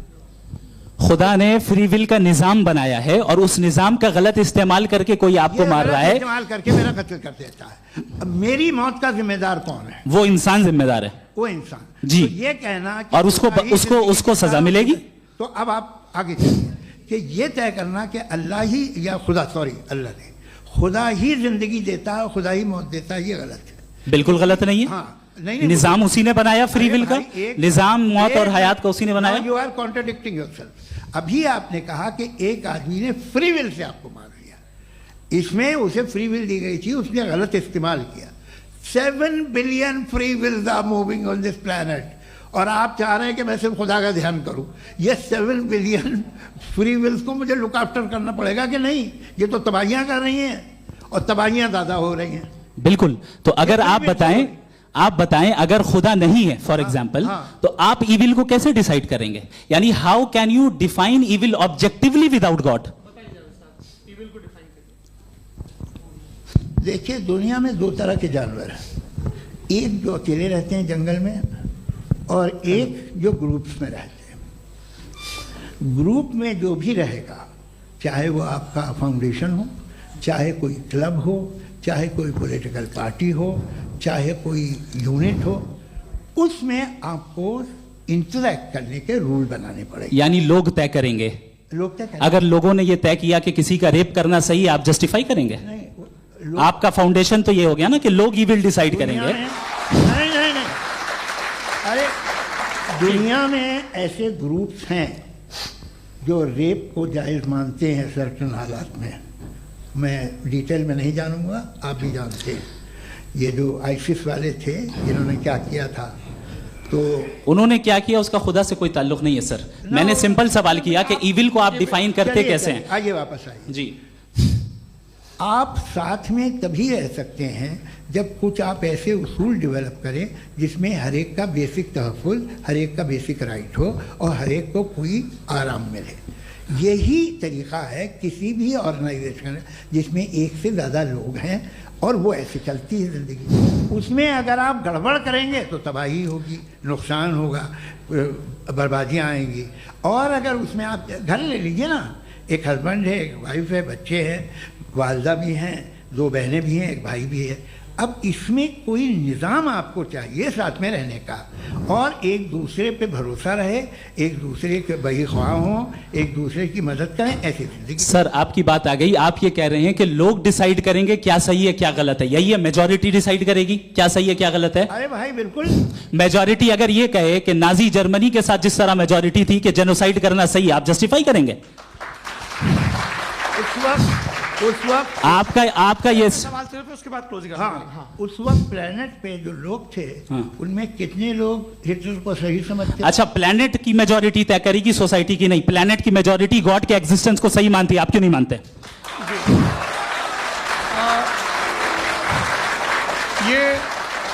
हेलो ये क्रॉस क्वेश्चन का राउंड यहाँ पर समाप्त होता है।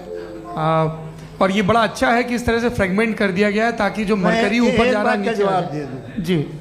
प्लेनेट की ज़्यादातर मेजॉरिटी कुछ दूसरे मजहबों के खुदा को मानती है।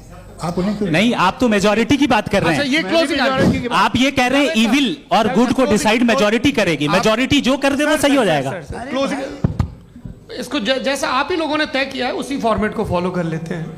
हाँ भाई, मैंने तो भले लोगों पे एतबार किया और तब मॉडरेशन तय किया जी। आपके पास 5 मिनट का वक्त है, क्लोजिंग आर्ग्यूमेंट है, उसके बाद हम ऑडियंस से क्वेश्चन आंसर लेंगे जावेद साहब के क्लोजिंग आर्ग्यूमेंट के बाद। ओके, बहुत शुक्रिया जी। हमारा जो टॉपिक है डज गॉड एग्जिस्ट, मैं इस पे इतने एकेडमिक तैयारी करके आया था, मुझे था कि मैंने सोचा था कि कई सारे मैं आर्ग्यूमेंट्स दूंगा, लेकिन वक्त की भी किल्लत और जावेद साहब बार बार इधर उधर चले जा रहे थे तो उसको भी थोड़ा एंटरटेन करना पड़ गया। डज गॉड एग्जिस्ट पे मैं एक ही आर्ग्यूमेंट दे पाया। आर्ग्यूमेंट्स बहुत हैं और डेफिनेटिव आर्ग्यूमेंट्स हैं, और मेरे आर्ग्यूमेंट को किसी एक राउंड में भी इन्होंने एंटरटेन नहीं किया और रेफ्यूट नहीं किया, एक राउंड में भी नहीं, एक राउंड में भी नहीं। और ना ही अभी आपका क्लोजिंग आर्गुमेंट आएगा, नहीं वो बता देना। Argument of contingency sir. अरे मैं आपसे कई बार कह चुका हूँ कंटीजेंसी का मतलब अब मैं कैसे समझाऊं आपको आपस में? हाँ, आप और कितने आसानी से समझाऊं मैं, मुझे तो नहीं समझ में आ रहा है। आप अपनी आर्ग्यूमेंट ऑफ कंटीजेंसी उर्दू में बोल सकते हैं। हाँ, आप अपनी बात पूरी कर लें जी, आखिरी 4 मिनट। दूसरी चीज, just a minute please ma'am, can I talk? दूसरी चीज ये है कि आपने एक तो इसका जवाब नहीं दिया, दूसरा आपने गॉड के ना होने पर कोई डेफिनेटिव आर्ग्यूमेंट नहीं दिया, सिर्फ मजहब पे बात कर रहे हैं आप। मजहब तो आज हमारा टॉपिक ही नहीं था, आज तो हमारा टॉपिक हो, आप मजहब से ले लेकर आईएस तक चले गए। भाई हमारा क्या ताल्लुक है उससे? We condemn them. और उसका गॉड से क्या ताल्लुक है? अगर कोई गलत काम कर रहा है, किसी ने किसी को कत्ल किया, किसी ने किसी का रेप किया, उसको सजा मिलनी चाहिए। और आपके पास कोई भी rational strong foundation of morality नहीं है। आपने कहा कि मेजॉरिटी तय करेगी सोसाइटी की, वो सही होगा। मैंने कहा हिटलर को फिर आप सही कहेंगे, नहीं नहीं नहीं नहीं, प्लैनेट की सोसाइटी की मेजॉरिटी तय करेगी। तो प्लैनेट की मेजॉरिटी गॉड के एग्जिस्टेंस को मानती है, आप कह रहे हैं ये रिलीजियस है। तो यानी आपके पास कोई स्ट्रॉन्ग फाउंडेशन नहीं है ऑब्जेक्टिव मोरालिटी का। ऑब्जेक्टिव मोरालिटी का अगर कोई फाउंडेशन है तो वो सिर्फ गॉड है, गॉड है, गॉड है। थैंक यू जी। ये मुफ्ती शमाइल नदवी साहब का क्लोजिंग आर्ग्यूमेंट था। अब हमारे पास जी, मैं जी ये बड़ा अच्छा है कि दोनों लोगों को मॉडरेटर से शिकायत भी और बोल रहे भाई हमारी शाबाशी भी तो करते चलो। अब मेरी बात जी, आपके पास जावेद अख्तर साहब 5 मिनट का वक्त है, ये आपका क्लोजिंग आर्ग्यूमेंट है, टाइम रीसेट कर दें जी। देखिए, बहुत सारी बातें हैं। गॉड का डेफिनेशन दुनिया के किसी भी रिलीजन में है कि वो ओमनीपोटेंट है, ओमनीप्रेजेंट है, he is just, he is kind, he loves you and so on. मैं जब दुनिया देखता हूँ तो मुझे कोई ऐसा सुप्रीम पावर यहाँ दिखाई नहीं देती है जो इंसान की बहबूदी के लिए कुछ कर रही हो, कमज़ोर को बचा रही हो, मदद कर रही हो, जालिम को पीछे हटा रही हो। मैं नहीं देखा, तारीख़ में नहीं। एक तो अगर है और ये देख रहा है तमाशा, तो उसका होना न होना बराबर है। दोयम ये कि ये जो है, जब आप ये कहते हैं कि कायनात जिसकी कंटीजेंसी है, मैं देखिए वो लफ्ज़ इस्तेमाल किया मैं, तो ये कैसे हो सकती है भाई? और फ़ौरन आप सरेंडर कर देते हैं कि जाहिर है कि इसका बनाने वाला तो इससे 10,000 गुना ज़्यादा कॉम्प्लिकेटेड होगा। उस पर आपके होने पे कोई इतराज़ नहीं है, उसे वो टाइमलेस है, वो पहले से था, टाइम तो बहुत बाद में आया। ये सब आप मानने को तैयार है जिसका आपके पास कोई सबूत नहीं, आपके पास कोई रीज़न नहीं। आपकी तारीफ क्या है मज़हबों की? बिलीफ की, जो खुदाओं का बिलीफ है, ये कॉन्स्टेंटली गलत साबित होता रहा है।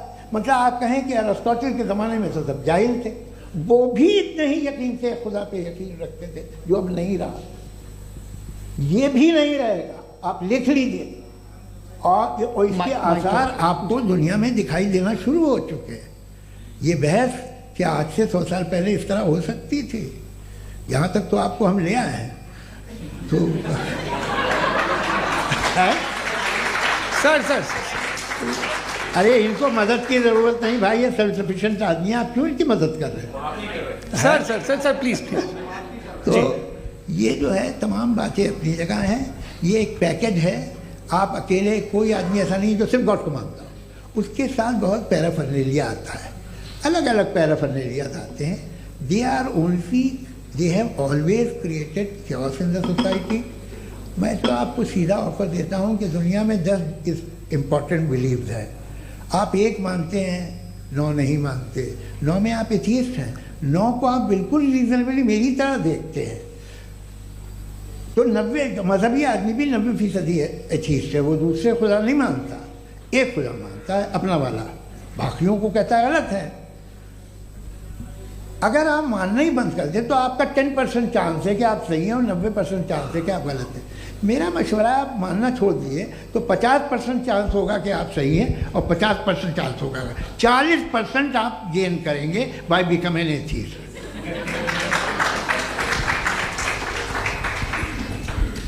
ये एक फरसूदा ख्याल है, ये ख़त्म हो रहा है। हो सकता है मेरी ज़िंदगी में ना हो, लेकिन ये हो जाएगा। जो बातें ये इनको आप मेटाफिज़िकल ये वो ऐसे रिस्पेक्टेबल टर्म दे दिए, ये तो उन लोग के हैं जिन्हें ना फिज़िक्स मालूम थी ना मेटा मालूम था, ये उन्होंने आपको दिए हैं।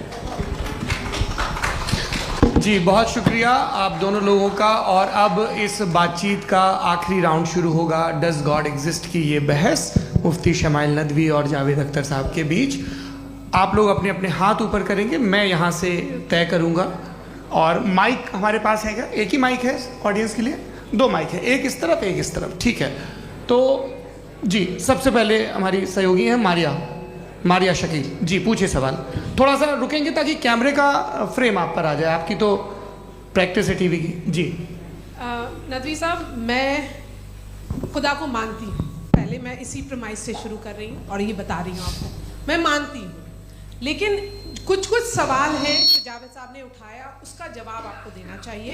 पहला सवाल ये कि गज़ा में सालों से छोटे बच्चे मर रहे हैं, वो उनको अगर खुदा मर्सीफुल है, हम मानते हैं कि अल्लाह ताला में बहुत ताकत है, तो वो बच्चे क्यों मर रहे हैं? दूसरी बात ये कि अगर कंटिजेंसी की जो आप बात करते हैं, पूरे मुस्लिम ममालिक मिल करके भी उन गज़ा के बच्चों को क्यों नहीं बचा पा रहे हैं? क्योंकि अगर वो चाहते, क्योंकि अल्लाह ताला उन पर हुकूमत करते हैं, सब पर हुकूमत करते हैं, तो वो उनको क्यों नहीं बचा? जी थैंक यू वेरी मच। बहुत अच्छा किया आपने इस चीज़ को जिक्र कर दिया, मैं इसको और अच्छे से एक्सप्लेन करने की कोशिश करता हूँ। देखें, जहाँ तक आपने कहा कि गज़ा के बच्चों को मारा जा रहा है, देखें 2 वर्ल्ड व्यू है, एक एथीस्टिक वर्ल्ड व्यू, एक थीस्टिक वर्ल्ड व्यू है। बच्चे मर रहे हैं दोनों वर्ल्ड व्यू में, लेकिन हमारा वर्ल्ड व्यू कह रहा है कि रिकॉम्पेंस है, ये कह रहे हैं कि उनका मरना बेकार जाने वाला है, कोई उसका रिकॉम्पेंस नहीं है, चूंकि इनके यहाँ आखिरत और अल्लाह का कोई तसव्वुर या गॉड का कोई तसव्वुर नहीं है। आपने ये सवाल किया कि गॉड मर्सीफुल है, क्यों नहीं रोकता? ये मैंने बताया कि ये मिसकंसेप्शन है लोगों के दरमियान कि गॉड को सिर्फ मर्सीफुल और ओमनीपोटेंट समझते हैं। गॉड के सिर्फ यही 2 एट्रीब्यूट्स नहीं हैं, गॉड के कई सारे एट्रीब्यूट्स हैं, उनमें से अल हकीम भी है, उनमें से ऑल वाइज भी है, ऑल नोइंग भी है। लिहाजा अगर इस दुनिया में किसी को तकलीफ आ रही है और गॉड उसको नहीं रोक रहा है, वो इसलिए नहीं रोक रहा है चूंकि इंसानों को फ्री विल दिया गया है। ठीक इसी तरीके से अगर एक डॉक्टर किसी छोटे बच्चे को इंजेक्शन लगा रहा है, उसे तकलीफ पहुंच रही है, उसके लिमिटेड पर्सपेक्टिव के एतबार से यह गलत हो रहा है और डॉक्टर बुरा है। लेकिन जब आप ब्रॉडर पिक्चर को देखेंगी, आपके और हमारे पास सिर्फ एक पिक्सल है, हमें इतना नजर आ रहा है कि गजा में कत्ल हो रहा है, लेकिन इसके पीछे कितना रिकॉम्पेंस उनको मिलने वाला है, पूरा पिक्चर गॉड के पास है। तो एक पिक्सल से आप पूरे पिक्चर को कभी भी जज नहीं कर सकती। आप इसमें कुछ जोड़ना चाहेंगे? आपको कुछ बोलना है इसमें? भैया आपने बहुत अच्छा जस्टिफिकेशन दिया, या आप वो जो वहाँ के प्राइम मिनिस्टर इजराइल के उन्हें भेजिए, वो बहुत खुश होंगे। आप जस्टिफिकेशन दे देना कि अगर गॉड नहीं है तो बच्चे क्यों मर रहे हैं, आप बताएं। वो ये सवाल पूछ रहे हैं कि अगर आप ईश्वर का अस्तित्व नहीं मानते हैं तो उन बच्चों की मौत को आप कैसे इंटरप्रेट करते हैं? भाई ये दुनिया जो है, जो ताकतवर लोग होते हैं वो एक नाइंसाफ़ी करते हैं। तो ये अच्छा काम है, आपके नज़दीक तो नेचर नाइंसाफ़ी पे मबनी है। अरे मेरे भाई, आप नेचर की कहाँ बात कर रहे हैं, तो इंसान की बात। तो फिर जब मैं इंसान की बात कर रहा था, आप नेचर की बात करने लग गए। क्रॉस एग्जामिनेशन नहीं। हाँ, अब आप मुझे बोलने नहीं देंगे तो अलग बात है, आप बोलिए, मुझे कोई जल्दी नहीं। जी नहीं, ये क्रॉस एग्जामिनेशन, मुझे बोल तो लेने दीजिए। जी बोलिए। क्या बात ये है कि ह्यूमन सोसाइटी तभी साथ में रह सकती है जब वो मोहब्बत से, एकता से, एक दूसरे के एहतराम करके रहे। इसके अलावा पॉसिबल नहीं, अकेले तो इंसान रह नहीं सकता। वहाँ पर कुछ लोग हैं जो फाउल करते हैं, वो फाउल हमेशा से तारीख में होता आया है। आज ये हो रहा है, जो हो रहा है बहुत बुरा हो रहा है, बहुत जालिमाना है, बहुत जाबराना है। उसको आप कहें कि ये बच्चों को कॉम्पनसेशन मिल जाएगा या इसकी इंजेक्शन है, इंजेक्शन तो हेल्थ के लिए दिया जाता है। आप ये कह रहे हैं कि ये बच्चों की जो धज्जियाँ उड़ रही हैं ये इंजेक्शन है, ये टेस्ट है, ये टेस्ट है और उस टेस्ट में उनको ऐसा रिकॉम्पेंस मिलेगा जो आपके तस्वुर के बाहर है। ये आप 3 बरस के बच्चे को बारूद से उड़ा के टेस्ट ले रहे हैं, वाह। वो नहीं ले रहा है, खुदा नहीं उड़ा रहा है, इजराइल उड़ा रहा है जी। ये तो उसको कंडेम अगला सवाल लेते हैं प्रोफेसर पुरुषोत्तम अग्रवाल। मुफ्ती साहब, एक निवेदन आपसे है कि कम से कम थोड़ा सा माइक क्लोज एक रिलीजियस और फिलोसफिकल कर मैं प्लीज। एक रिलीजियस और फिलोसफिकल ट्रेडिशन है जो ब्रह्मांड को यानी यूनिवर्स को ही अंतिम मानती है। सर्वम खलु इदम ब्रह्मम, this is Chandogya Upanishad, and it completely rules out the existence or necessity, आपके शब्दों में necessity of a creator. The creation itself is the creator. तो एक मिनट प्लीज। दूसरा जो सवाल आपने अभी, जो आप बार बार कह रहे हैं कि भगवान विद्वान भी है, वाइज, सब जानने वाला, तो अगर विजडम में दुनिया भर के पापों और अत्याचारों को बर्दाश्त करना शामिल है, तो फिर इसका मतलब ये हुआ कि अगर मैं फ्री विल से उसको अपोज करता हूं तो ईश्वर की विजडम और मेरी फ्री विल में कॉन्ट्राडिक्शन है। Because when I am opposing whatever is happening in Gaza, then I am opposing the God's will और गॉड्स विजडम। जवाब लेते हैं क्योंकि तो गॉड की विजडम में, एक मिनट सर प्लीज सर, ये एक जुमला, गॉड की विजडम है कि गाजा में जो कुछ हो रहा है वो हो रहा है, मैं उसका अपोज कर रहा हूं, तो मैं गॉड की विजडम के खिलाफ जा रहा हूं। एक सवाल। दूसरा ये नहीं, आपने 2 ऑलरेडी। सर आप और सवाल कर लें, लेकिन मुझे 2 जवाब दे। पहले आपने ये कहा, सुनिए मेरी बात सुनिए। इजराइल के गॉड के मुताबिक तुम्हारा ठीक हो रहा है ना? नहीं हो रहा है, ठीक नहीं हो रहा है। मैं बता रहा हूँ क्या हो रहा है, आप तशरीफ रखें, मैं बता रहा हूँ क्या हो रहा है। Let me complete please. एक सेकंड गाइस, एक सेकंड। ये देखिए, ऐसा है कि ये सब बड़ा आपस में विचार विमर्श के बाद ये तय हुआ था कि कुछ नियम बना लिए जाएं ताकि एक टाइम बाउंड बातचीत चले। और भाई साहब, आप बड़ा जरूरी काम कर रहे हैं, लेकिन कैमरे के फ्रेम में आके उस काम को गड़बड़ कर दे रहे हैं। ठीक है गुरु, अब मेरे को कहीं का गुस्सा कहीं निकालना था, सॉरी। नहीं, कोई गुस्सा नहीं है जी। तो प्रोफेसर ने सवाल पूछे, आप उनके जवाब दें, और थोड़ा ये सब लोग थोड़ा ख्याल रखें भाई, सवाल संक्षिप्त रखें जी। आपने 2 सवाल किया। सबसे पहला ये कहा कि हमारे पास ये कॉन्सेप्ट है कि ये यूनिवर्स खुद नेसेसरी बीइंग है, creation itself is the creator. How irrational is this कि मैं एग्जिस्ट करूंगा बाद में, लेकिन अभी एग्जिस्ट कर भी रहा हूं, यानी एक ही टाइम में एग्जिस्ट भी कर रहे हैं, नहीं भी कर रहे हैं। This is not true. दूसरी चीज आपने कहा कि अगर इजराइल में, सॉरी माफ कीजिएगा, Israel doesn't exist, occupied Palestine में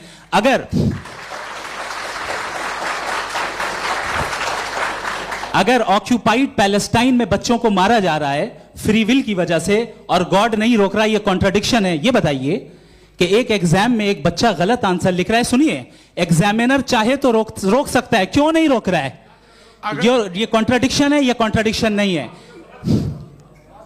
माइक नहीं सर, ये आपस में जी, ये क्या आपका सवाल? माइक दीजिए। फ्री विल दिया गया है टेस्ट के लिए, अकाउंटेबिलिटी के लिए। अगर फ्री विल नहीं होता तो आप कहते हैं हमें रोबोट बना दिया गया। नॉट मिसरिप्रेजेंट माय पोजीशन, आपकी जो भी पोजीशन, मैं अपनी फ्री विल के नाते, अपने ह्यूमन विजडम के नाते गाजा में हो रही अत्याचार का विरोध करता हूं। बिल्कुल करना चाहिए। के हिसाब से मैं गॉड की विजडम का विरोध कर रहा हूं? बिल्कुल नहीं, जो हो रहा है गॉड, बिल्कुल भी नहीं, बिल्कुल भी नहीं। उसका वहां पर गाजा में कत्ल होना ये इंसानों के गलत इस्तेमाल का नतीजा है, फ्री विल के इस्तेमाल का नतीजा है। गॉड इसका हुक्म नहीं देता, उससे रोकता है। यही तो मसला है ना, आपके लिए कॉन्सेप्ट क्लियर नहीं भाई, आपने तो बताया था इंजेक्शन लगाने से बच्चे को तकलीफ होती है, ये इंजेक्शन लगा। सर आप ऐसे रेटोरिक स्टेटमेंट दे तब तो कोई मसला नहीं समझते रहेंगे। This is a rhetoric statement, this is not a logical argument sir. I am sorry. आखिरी 30 मिनट बड़े मुश्किल होने वाले हैं जी। मुफ्ती साहब आगे बैठे हैं, इनको माइक दीजिए। हाँ तरुण, माइक आप अपने पास रखिए, आपको कैमरे का फ्रेम पता है जी। सबसे पहले दोनों को मुबारकबाद। एक सर अपना आप नाम बता दें। आप अमेरिका में शिकागो में रहते हैं, इतना मुझे याद है। बताया आपको, यासिर नदीम अलवाजदी मेरा नाम है। जावेद सर आपसे एक क्वेश्चन है इन्फिनिट रिग्रेस के ताल्लुक से। एक हाइपोथेटिकल सिनेरियो है, मसलन अगर आप सर माइक थोड़ा सा प्लीज क्लोज रखिए जी। अगर आप शायर इसलिए हैं कि आपके कोई उस्ताद शायर थे, और वो इसलिए शायर थे कि उनके कोई उस्ताद शायर थे, और इसी तरीके से हम माजी में पीछे चलते चलते चले जाएं और कहीं ना रुके, तो माफ कीजिएगा आप कभी शायर नहीं हो सकते। लेकिन आप शायर हैं, आपका शायर एग्जिस्ट करता है, इसका मतलब ये है कि आप कहीं ना कहीं रुके हैं। तो मेरा सवाल ये है कि क्या आप इन्फिनिट रिग्रेस ऑफ कॉजेस को लॉजिकल फैलेसी मानते हैं या नहीं मानते? हाँ या ना? मैं इन्हें लॉजिकल फैलेसी नहीं मानता हूँ, लेकिन मेरा प्रॉब्लम यह है कि जब मैं नहीं मानता हूँ तो I will continue with this logic जो फैलेसी नहीं हो। आप एक जगह रुक जाते हैं जाके, आप कहते हैं ये गेंद कैसे बनी, ये जजीरा कैसे बना, ये समंदर कैसे बना, ये ज़मीन कैसे बनी, और अचानक गॉड पे जाके आपको ब्रेक लग जाता है। एक बार आप सवाल नहीं करते कि भाई इनको बनाने वाला तो इनसे भी कॉम्प्लिकेटेड होगा, वो कैसे बना, उसके बारे में आपने इत्मीनान कर लिया, वो हमेशा से है। तो अगर आप उसे हमेशा से मानते हैं तो फिर ये मान लीजिए कि कायनात हमेशा से है, क्या तकलीफ है? फिर हम वजूद में नहीं आते जी है? हम मौजूद नहीं। अच्छा सर क्यों नहीं हो मैं सकता? बताऊं प्लीज प्लीज। जैसे मैंने मिसाल दी आपके शेर, आपका शेर कभी वजूद में ना आता अगर शायर इसी तरह चलते रहते हमेशा। जी माइक मेरे ख्याल से एक सेकंड। इन्फिनिट रिग्रेस का कॉन्सेप्ट क्लियर नहीं हो पाया, ऐसे रहने दें, लेट्स मूव ऑन सर। ठीक है, हाँ थोड़ा सा मॉडरेटर का भी ख्याल रखें। नहीं नहीं आपने तो रखा है, आपने रखा है। यहाँ पे गौहर रजा साहब हैं, वो भी एक सवाल पूछना चाहते हैं। माइक या नीचे से ऑन कर दिए नीचे। पहले तो ये कह दूं कि मैं उन बच्चों से शर्मिंदा हूं जिनको गजा में कत्ल किया गया, क्योंकि हमारे होते हुए कत्ल किया गया। लेकिन उससे ज़्यादा शर्मिंदगी इस बात से हुई कि मुझे लगा कि मुफ्ती साहब उसको जस्टिफाई कर रहे हैं। बिल्कुल भी नहीं, आप बहुत ही गलत। मुझे लगा मैं गलत हो सकता हूं, बिल्कुल गलत। मैं सवाल पूछ रहा हूं, सवाल मैं देखिए, सवाल अगर पूछ रहा हूं। एक मैं सेकंड, जावेद भाई गौर से साहब, डिसएग्री गौर करता साहब, हूं। एक सेकंड देखिए, अगर देखिए ऐसा एक सेकंड आप सर वेट अरे आप कुछ मेरे पहले मुझे अपनी बात क्या लेने दीजिए। अगर ऑडियंस तय करेगी तो फिर मॉडरेटर का मतलब नहीं। मेरा आप सबसे ये कहना है, ये बहस दो लोगों के बीच में है, एक तरफ मुफ्ती साहब, एक तरफ जावेद साहब। पिछले 1.5 घंटे से ये लोग अपने अपने तर्क रख रहे हैं। आपकी इनसे इत्तेफाकी हो सकती है, ना इत्तेफाकी हो सकती है। मेरे उस्ताद मुझे सिखा गए हैं कि मुखामुखम में असहमति की गुंजाइश बची रहनी चाहिए। अगर मैं आपकी बहुत इज्जत करता हूं गौहर साहब, आपने जो कमाल की किताबें लिखी, साइंटिफिक टेम्परामेंट, लेकिन मेरी ये गुजारिश है आप सबसे कि यदि आप इन लोगों ने जो बोला उन पर टिप्पणियां करेंगे तो ना वक्त की पाबंदी रहेगी ना वो अनुशासन। आप सवाल पूछ लें, उस सवाल में जो बात आ जाए वो आ जाए। मैं जावेद साहब से डिसएग्री करता हूं, इसलिए जावेद साहब से सवाल पूछ रहा हूं। आपका सवाल जावेद अख्तर साहब से। और सवाल ये है मेरा कि जावेद साहब ने कई बार लॉजिक का इस्तेमाल किया कि साइंस में लॉजिक है और रिलीजन में लॉजिक नहीं है। मेरा ख्याल ये है कि रिलीजन में भी लॉजिक है, लेकिन उस लॉजिक की बेसिस ये है कि आप रुक जाते हैं, जिसका जिक्र जावेद साहब ने बार बार किया, यानी खुदा के तसव्वुर पे आते हुए, गॉड के तसव्वुर पे आते हुए रुक जाते हैं। और इसमें सवाल पूछना मतलब फॉरबिडन होता है।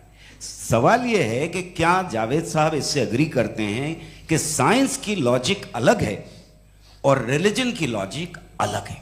बताइए सर। देखिए 3 चीज़ें हैं, साइंस है, एक है मंतिक है, इस्तिदलाल है, और एक जो है कुछ भी नहीं है, फेथ है, अकीदा है। मैं अकीदे की लॉजिक का कायल नहीं हूँ। मुझे आप इस्तिदलाल से, लॉजिक से, रीज़न से समझाइए, मैं मानने को तैयार हूँ, मेरा क्या नुकसान होगा। लेकिन ये कि अकीदे पे मैं नहीं जा सकता हूँ। अकीदे का मतलब है कि तुम ये मान लो, सवाल ना करो, ये नहीं। आप सारी बातें करके, बड़ी साइंटिफिक बातें करके एक जगह जाके खुदा के हुदूद पे रुक जाते हैं, सरेंडर कर देते हैं। मैं सरेंडर करने को तैयार नहीं। That's all. जी, ये आगे सर बैठे हुए हैं, इनको माइक दीजिए। भाई वो आप पूछना चाह रहे थे ना भाई? हाँ नहीं मैं ये थैंक यू जी। आपका नाम? आसिम इफ्तिखार। आसिफ जी, पूछिए। सर जावेद सर से सवाल है कि आपने अपने माइक थोड़ा करीब रखिए। अपने क्लोजिंग स्टेटमेंट में ये बात कही थी कि मज़हब का जो फ्यूचर है वो ज़्यादा दिन नहीं जाने वाला है, लेकिन मैं देख पा रहा हूँ कि जो ऑक्सफोर्ड यूनिवर्सिटी की एक स्टडी है 2011 में हुई है, जिसके 50 एकेडमिशियंस ने इसको अंजाम दिया था, उसमें वो ये कहते हैं कि जो फेथ इन गॉड है वो इनबिल्ट है ह्यूमन नेचर के अंदर, जिसको हम कहते हैं फितरत के अंदर शामिल है वो। और वो ये कहते हैं कि अगर कोई ये समझता है कि मज़हब को वो ख़त्म कर देगा तो ये उसकी गलत फहमी है। तो आप इसके बारे में, इस स्टडीज़ के बारे में क्या कहते हैं? ठीक है, मैं उनसे एग्री नहीं करता हूँ। वो कौन से प्रोफेसर होंगे, ऐसा उनके क्या पास डेटा है, इन्होंने डेटा के बेस होगा? डेटा क्या हो सकता है? फ्यूचर का डेटा तो नहीं हो सकता ना उनके पास, प्रेजेंट का डेटा हो सकता है। डेटा आपने सुना 100 साल पहले का बाद का डेटा, मैंने तो नहीं सुना आज तक। तो आज उनकी ये राय है और हो भी राय, ठीक है, दुनिया में तरह तरह की राय है लोग, लेकिन मैं समझता हूँ कि वक्त के साथ इंसान ज़्यादा से ज़्यादा रीजनेबल और लॉजिकल होता जा रहा है। आज आप देखिए वेस्टर्न यूरोप में क्या परसेंटेज है नॉन बिलीवर्स की, बहुत हाई, वहाँ चर्च खाली पड़े होते हैं। तो अल्टीमेटली तो इंसान कोई ऐसी बात बहुत अरसे तक नहीं मान सकेगा, चाहे गलत या सही, जो उससे उसके दिमाग को, उसके जहन को, उसके लॉजिक को अपील न करे। वो कह रहे हैं तो ऑक्सफोर्ड के होंगे तो कैम्ब्रिज के होंगे, तो मुझे क्या लेना देना, उनका डेटा मुस्तकबिल का नहीं हो सकता है। जी दीपक, हाँ पूछिए। मैं आऊँगा, अभी पीछे की साइड भी आऊँगा, माइक वहीं भेजूंगा 2-3 साल के लिए। जी जावेद साहब, आपसे सवाल है। नमस्ते। अरे भाई सर, अगर आप ही लोग तय करना है तो फिर 200 लोग तय कर लें। नहीं sir, please don't do this sir. Everybody has a right sir, but we can only take selected questions. No sir, ये यंग लोग भी हैं तो इनकी ये अब उतने यंग, भाई आप यंग हैं कि नहीं हैं? वो कह रहे हैं वो भी यंग हैं साहब, आप उनकी नौजवानी पर दावा उनको ही करने थे। हाँ मुफ्ती साहब आप यंग, हाँ पूछे। अरे भैया सर, मेरा सवाल ये है, कुछ इनसे भी तो पूछो। जी नहीं, बस आपसे एक सवाल है। जैसे थीस्टों के पास अपने जो ईश्वर को मानते हैं उनके पास अपने सोशल गेट टुगेदर्स हैं, 5 रोज़ आज क्रिसमस आने वाला है, होली है, दिवाली है, ईद है। एथिस्ट क्या ऑफर कर रहे हैं? मतलब मैं इनकी दुकान से बोलूं, मैं आना चाहता हूं उस तरफ, पर मैं अट्रैक्ट नहीं हो पा रहा हूं। मैं सोशल गेट टुगेदर्स क्या है आपके पास? वो ये कह रहे हैं कि जो धार्मिक लोग हैं, अलग अलग धर्म के लोग, उनके उत्सव त्योहार कॉन्ग्रेगेशन बहुत हैं। अब आपको मैं एक सुनाता हूँ, यहाँ हिस्टोरियन भी बैठे हैं, मृदुला जी आप बताइएगा सही है कि नहीं। ये एक कॉन्स्टेंटाइन, एक ग्रीक रोमन बादशाह था जो क्रिश्चियनिटी आने के 400 साल बाद उसने डिसाइड किया कि मैं क्रिश्चियन हो जाऊंगा, मेरी पूरी स्टेट कैंसिल हो जाएगी। उस ज़माने में ऐसे ही होता था, राजा जो धर्म इख्तियार करता था वो जनता भी कर लेती थी, इसलिए कि वो हो गया था बैंकक्रप्ट, और उसे जो मेडिटेरियन कोस्ट के रिच क्रिश्चियन वो थे मर्चेंट, उससे पैसा चाहिए था। तो उसने कहा यार क्रिश्चियन हो जाओ। तो उसने अपने वजीर से कहा कि भाई ये हिस्ट्री है कि अब हम लोग क्रिश्चियन हो जाते हैं।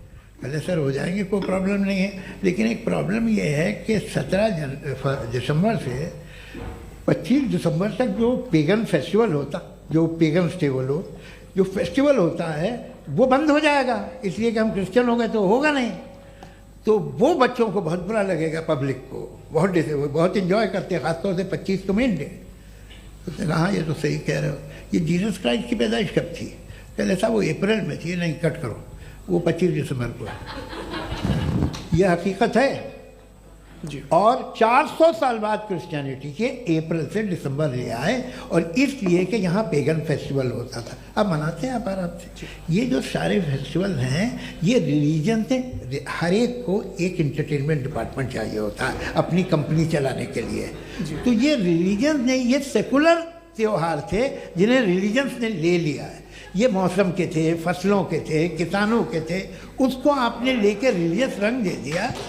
ये कोई रिलीजन से थोड़ी आए आप। अच्छा हमें देखिए, हम तो मुल्द हैं, हम ईद मनाते हैं, हम दिवाली मनाते हैं, हम होली मनाते हैं, हम क्रिसमस मनाते हैं। बम्बई की फिल्म इंडस्ट्री की सबसे बड़ी होली हमारे घर में, सबसे बड़ी ईद हमारे घर में। वो हमारे सोशल वो है, हमारे हेरिटेज है। ऐसा थोड़ी है कि we will throw the baby along with the water.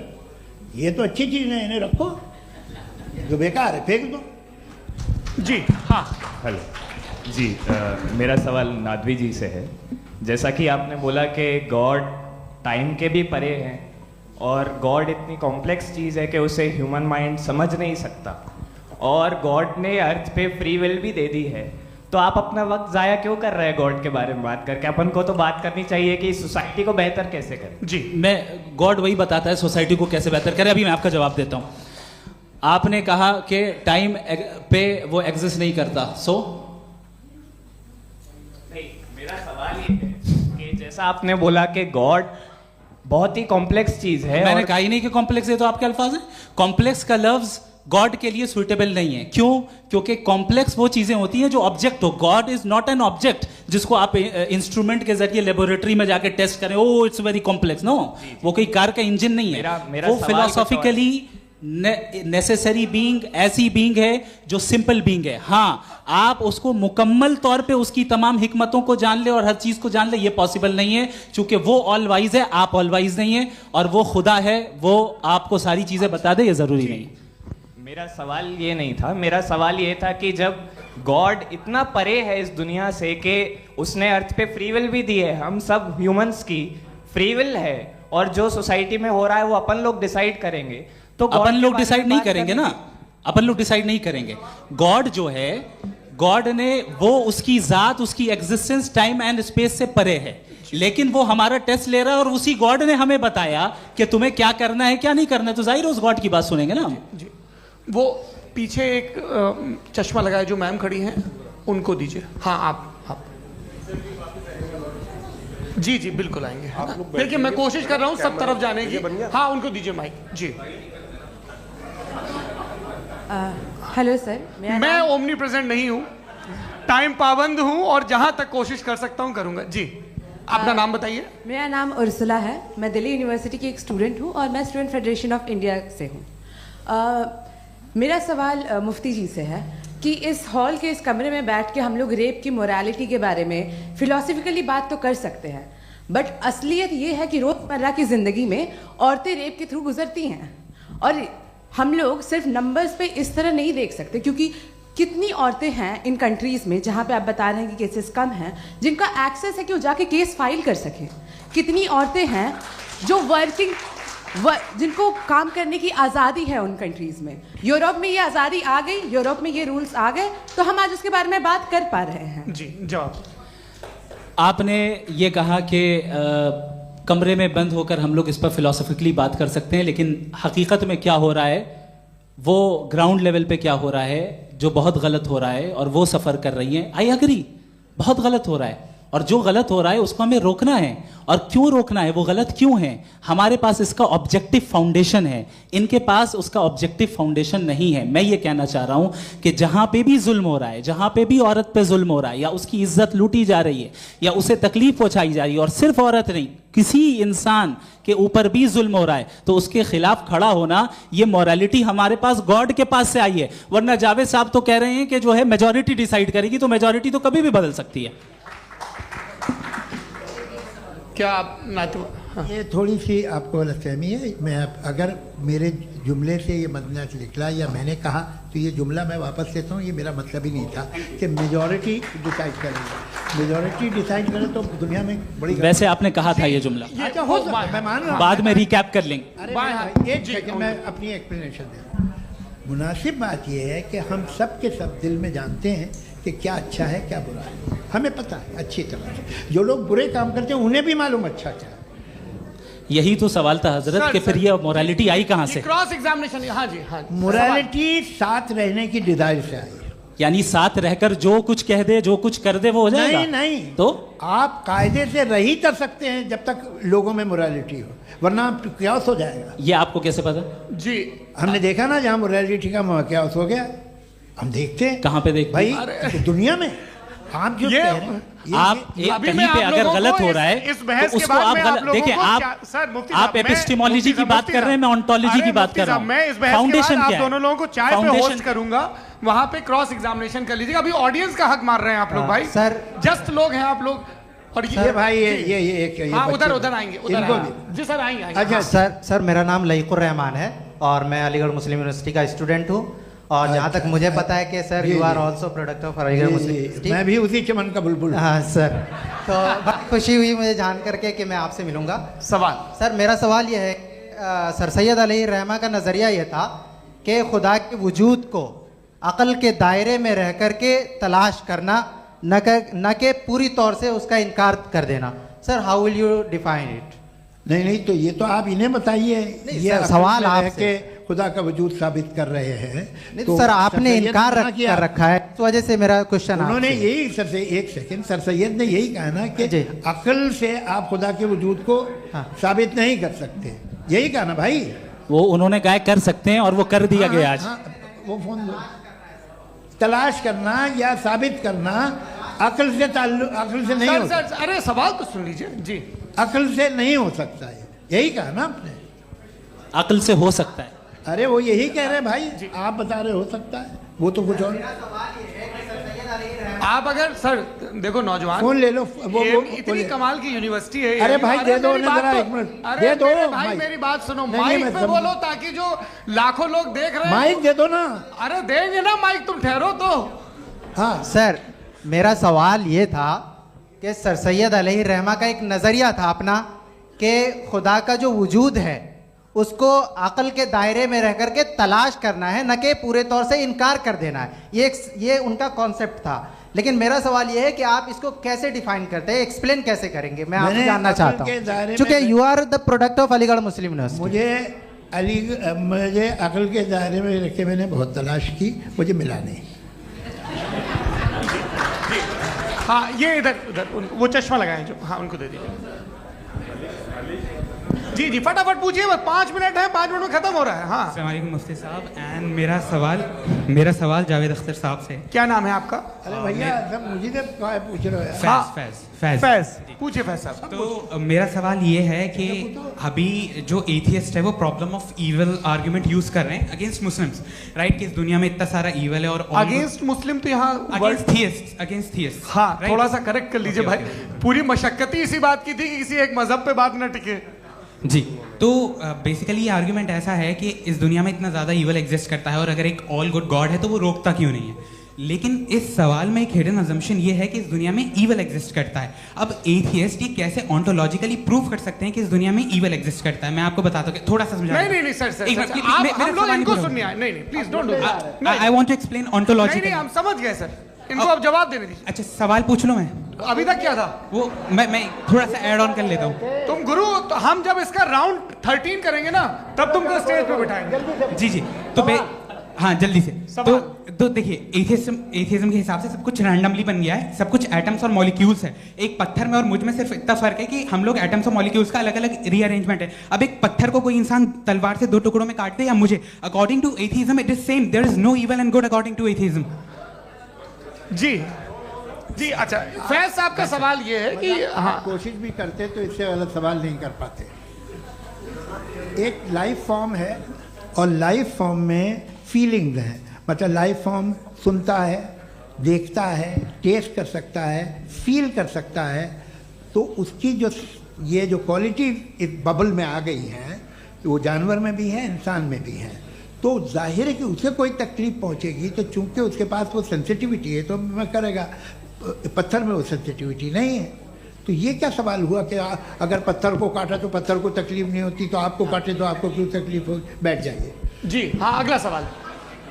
हाँ पूछे जी जावेद अख्तर साहब। अरे भैया सब आप लोग मुफ्ती साहब को छोड़ रहे हैं तो मेरे ही पीछे पड़े हैं क्या? फिर चलो बोलो भाई। You asked how God can exist when children die in Gaza. Huh?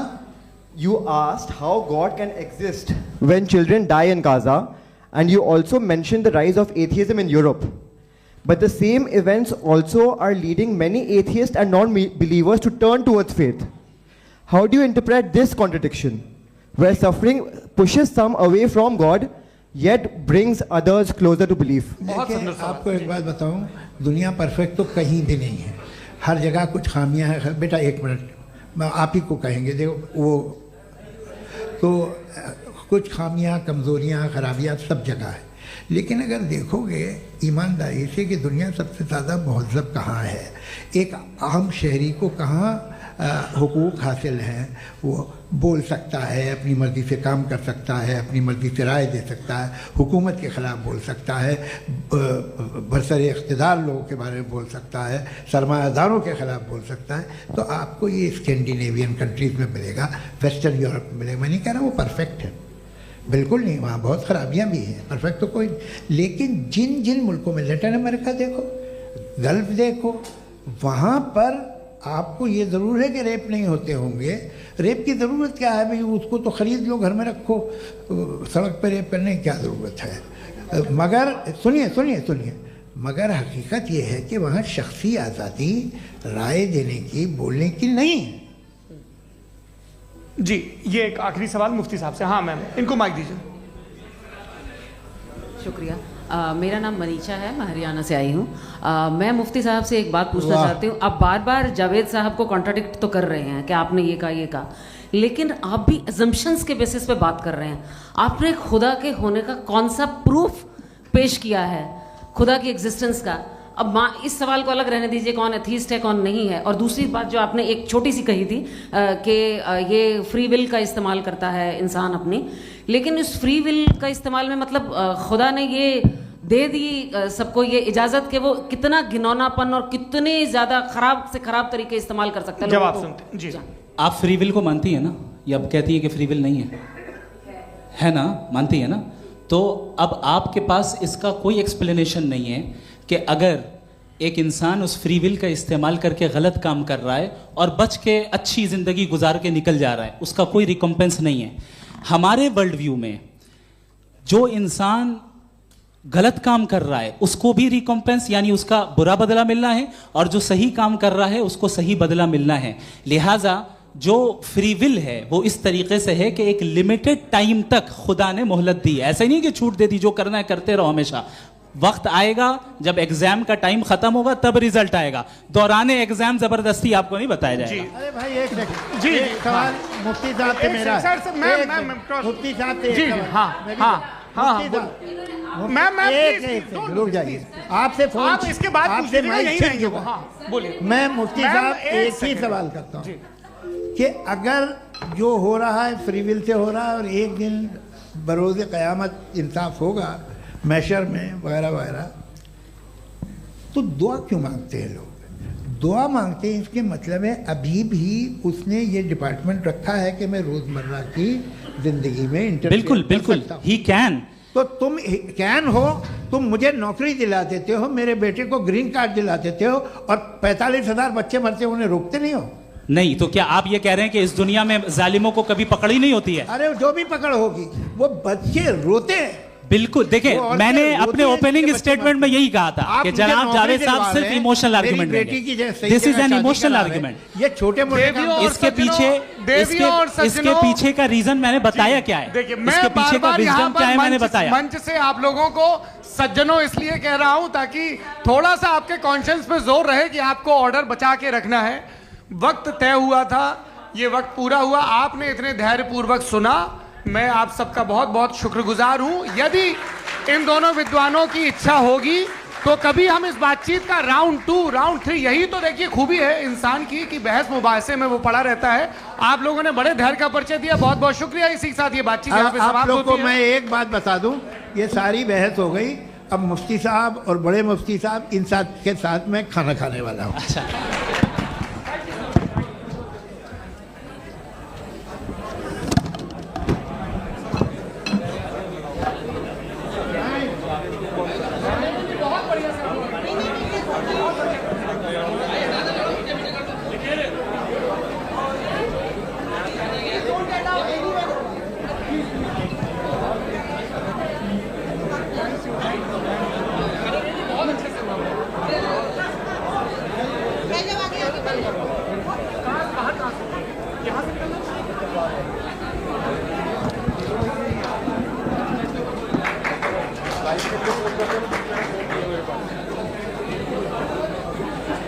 आप